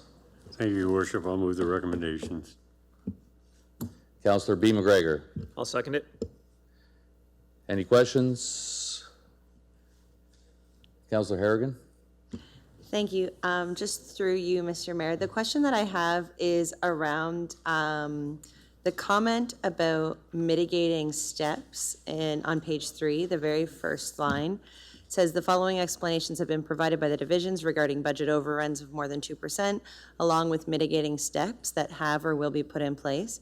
I just wanted to note that there's a lot of brackets on the page, and there's a lot of reasons for why those brackets are there. But when it comes to mitigating steps, I don't actually see really significant mitigating steps. I see explanations, but are we, so based on that, are we anticipating to see all of these brackets by the end of the fiscal year, or is this kind of a timing thing and we might catch ourselves up? Sorry, thank you, through Mayor Caniff. In the end, we were projecting a $900,000 deficit that was mainly attributed to Public Works winter control area, which has a reserve available to cover that deficit if it did still exist at December 31st. So you take that one item away, we're at about a break even overall now. So there's nothing that anyone's going to do differently. We're not going to stop doing any of the services. We're going to proceed as until we get to the October variance. And if at that point the deficit became much larger, then we would, in the last couple of months of the year, have to look at what other steps we would take. Okay, thank you. Seeing no other questions, put it to vote.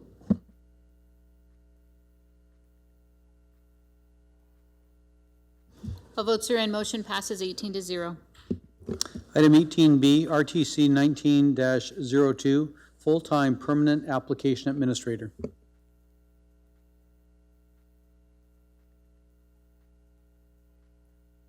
Councillor Crew. I'll move the recommendation FBIS be approved to hire one full-time permanent application administrator within the existing base budget. Councillor B. McGregor. I'll second it. Any questions? Councillor Latimer. Sorry, through the mayor.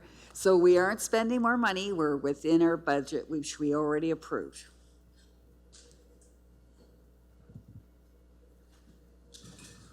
Used to this.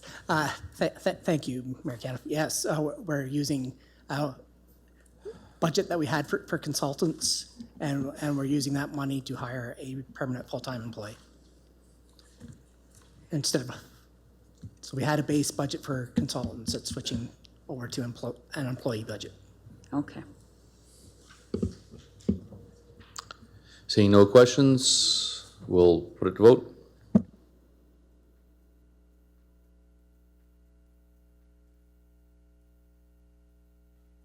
All votes are in. Motion passes 15-3. Item 19, closed session reports. We didn't finish, so we will have that report for next meeting. Item 20, approval of communication items. Councillor Solomon, seconded by Councillor Hall. Any items to be pulled out? Councillor McGrail. Yes, I would like to pull out number 3A, please. Okay. Any other items to be pulled out? Okay, all in favor of everything else? Opposed? Carried. Item 3A. Perfect. Okay, so in this information bulletin, it explains that agriculture is the second largest industry in Ontario, contributing $13.7 billion annually. In recent months, there has been a steady increase in harassment of farmers and livestock transporters by activists opposed to animal agriculture and the consumption of animals. Protests have become blatantly illegal in nature, trespassing on private property, unlawful entering into buildings, and removing animals. Biosecurity is essential in these barns with the health and well-being of these animals. Attacks on farmers' homes and businesses have resulted in no criminal charges. So I would now therefore be it resolved that council request that Honorable Doug Downey, the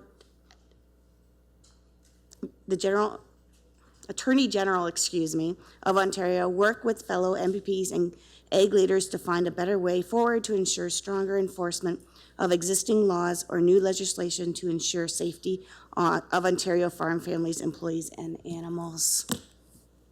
So I'd like to move that, if I have to, or... Can I get a seconder for that? Councillor Oche. Councilor McGrail, you want to add anything? Sorry. Can I just clarify, Councillor McGrail, you're just looking to support the Township of Warwick's resolution, and you would like a letter sent to the Honourable Doug Downey? Yes, that is correct. Okay, so you need anything else to clarify that, or just, we're just send a letter? Okay. Any other questions regarding that? Seeing none, we'll put it to vote.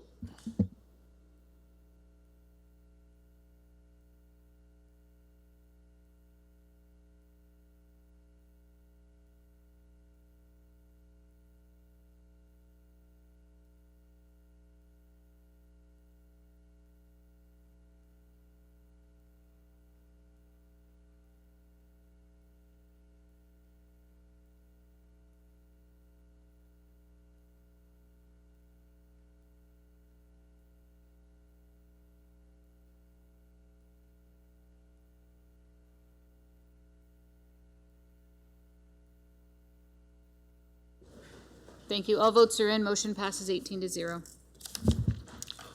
Item 21, non-agenda business.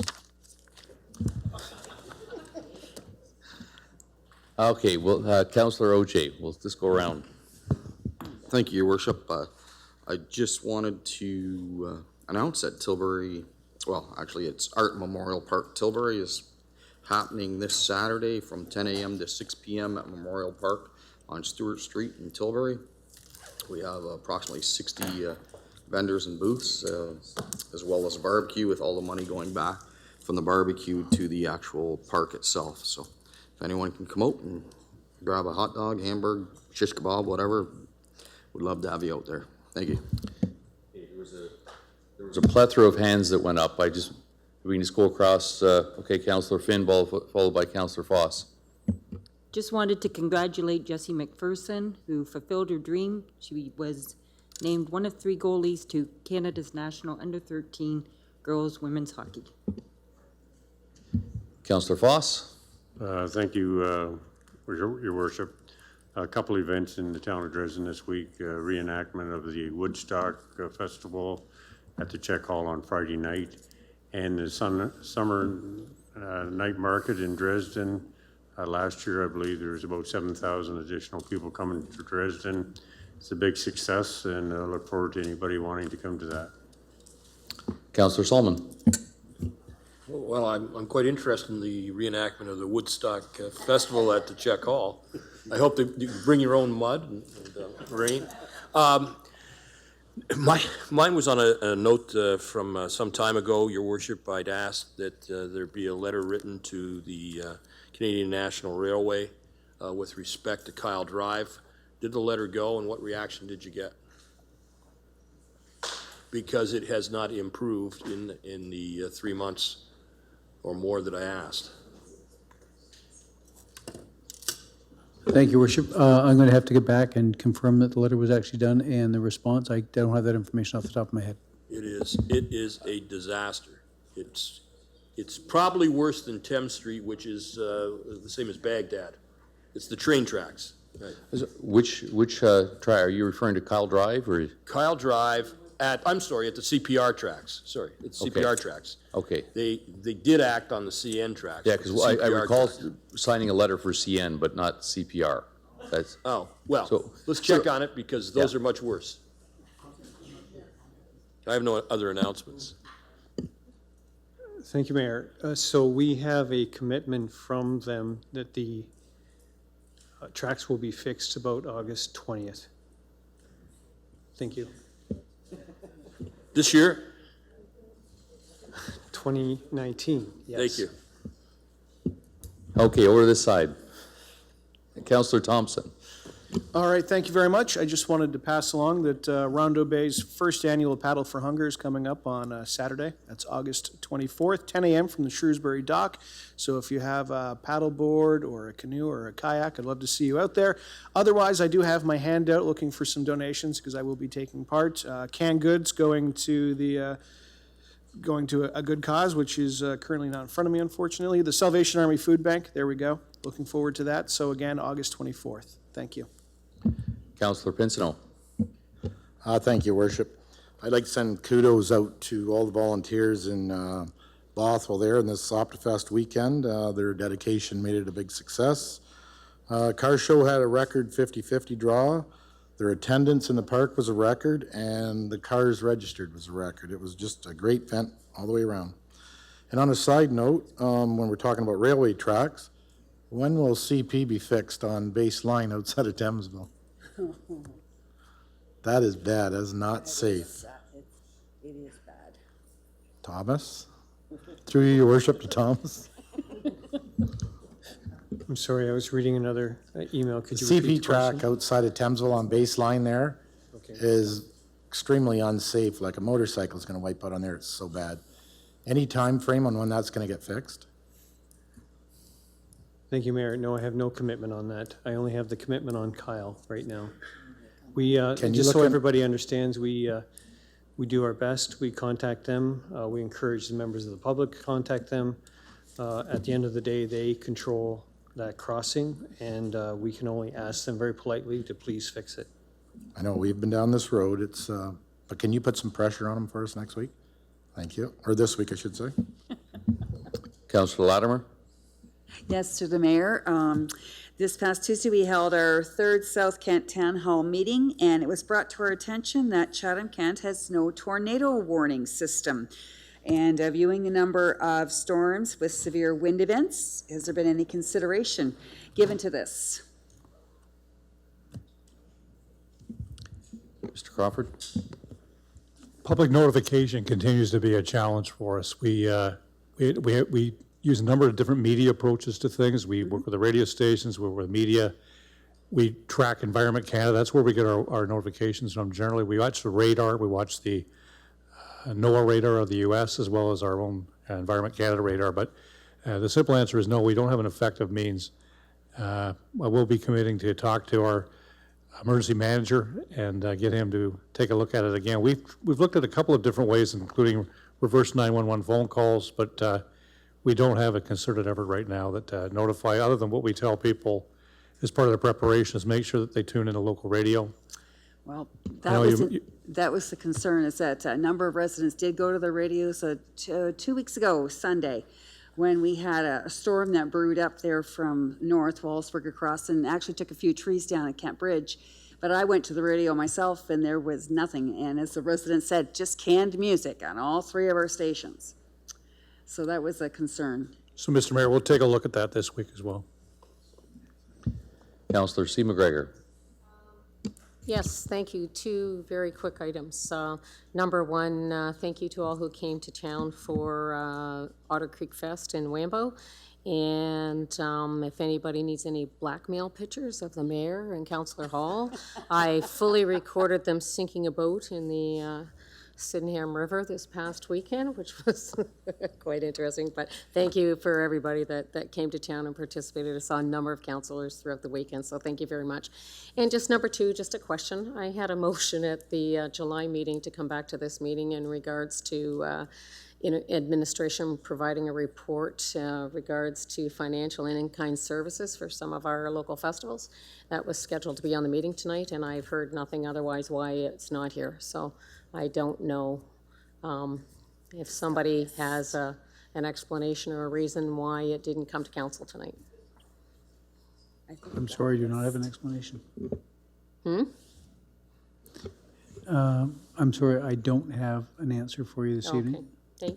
If you could check, please. I see it was directed to Amy Wilcox on here. So, but if somebody could or let me know if it'll be in the next agenda item, I'd greatly appreciate it. Thank you. Councillor B. McGregor? Thank you, Mayor Caniff. Just wanted to draw your attention to the ally buttons on your desk. They're provided by CK Pride in recognition of Pride Week this week. So there's a flag raising today, a couple of events this weekend. So starting Friday night, there's the True Colors Prom at Hope House. So this is an event for youth age 16 to 25. Probably not a lot of that demographic watching right now, so if you know someone that wants to go, there's lots of information online. There's also the second annual Pride Parade Saturday, starting in front of the Civic Center and moving towards Tecumseh Park. The parade lineup will start as early as 11, with the parade starting at 12. There'll be events in the park from noon until 4. Rumor is there is a inflatable unicorn sprinkler, which should be a lot of fun. And in the evening, there will be the Pride Dance at 8 at the Chatham Banquet and Conference Center. All the events this weekend are free, and that's through some generous sponsorship from local businesses, organizations, and community members. So come on out this Saturday and enjoy Pride. Councillor Harrigan? Thank you. I just wanted to thank the Infrastructure Engineering Services and the Emergency Services personnel and other administration who came out to the community meeting that was held on site at the Talbot Trail road closure location. I was very happy to see that many people had their questions asked, and even more happy to see some of the active action items that were taking place and some of the things that have already been acted on by the municipality, so that's very much appreciated. The one item that I did want to ask either Thomas or Don or potentially Bob, I'm not sure, about was the feedback I'm getting from residents specifically on the second concession are around concerns with safety. So specifically, they're saying people who are not used to driving that dirt road are driving too fast. They're passing people and it's becoming very dangerous. They're wondering about signage. So either signage for speed, they're suggesting 60 kilometers an hour, but I don't know what the posted speed limit is there. And then also potential no passing signs or caution while passing signs so that people who aren't used to driving in those road conditions might have a bit more awareness on the safety issues, especially as we're starting to get larger agricultural vehicles on that road.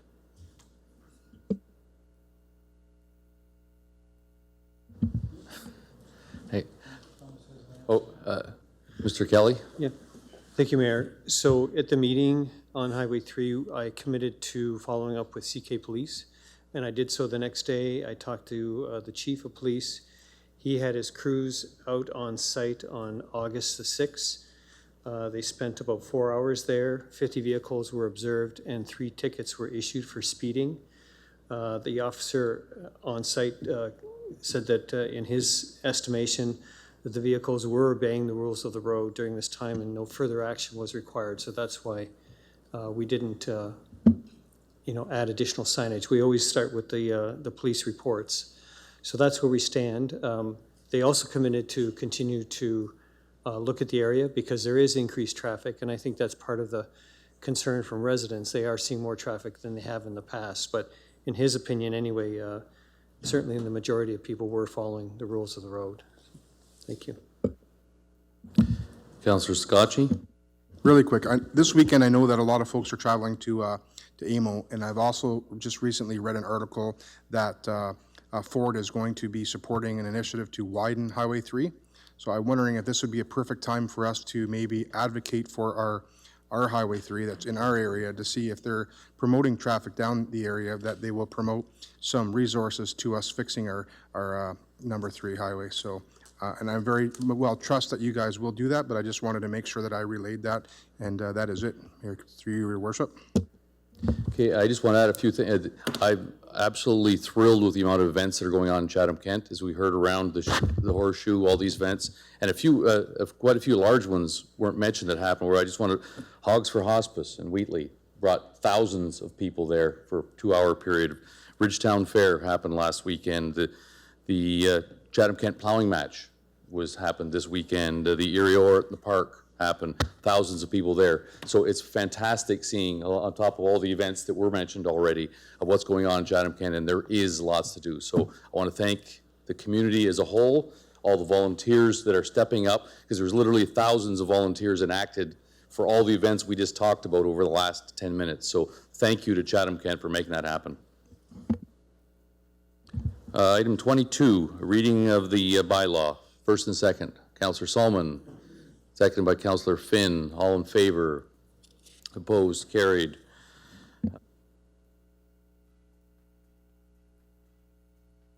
Councillor Foss. All in favor? Opposed? Carried. Item 23, Resolution Council. There we go. I move that Chatham-Kent Council adjourn to its next meeting to be held Monday, September 9th, 2019, and that Chatham-Kent Council authorize itself to meet in closed session on that day to discuss any matters permitted by the Municipal Act. Okay, so I guess we're adjourning the open session. We're moving back into closed to finish off some matter. All right. Thanks, everyone.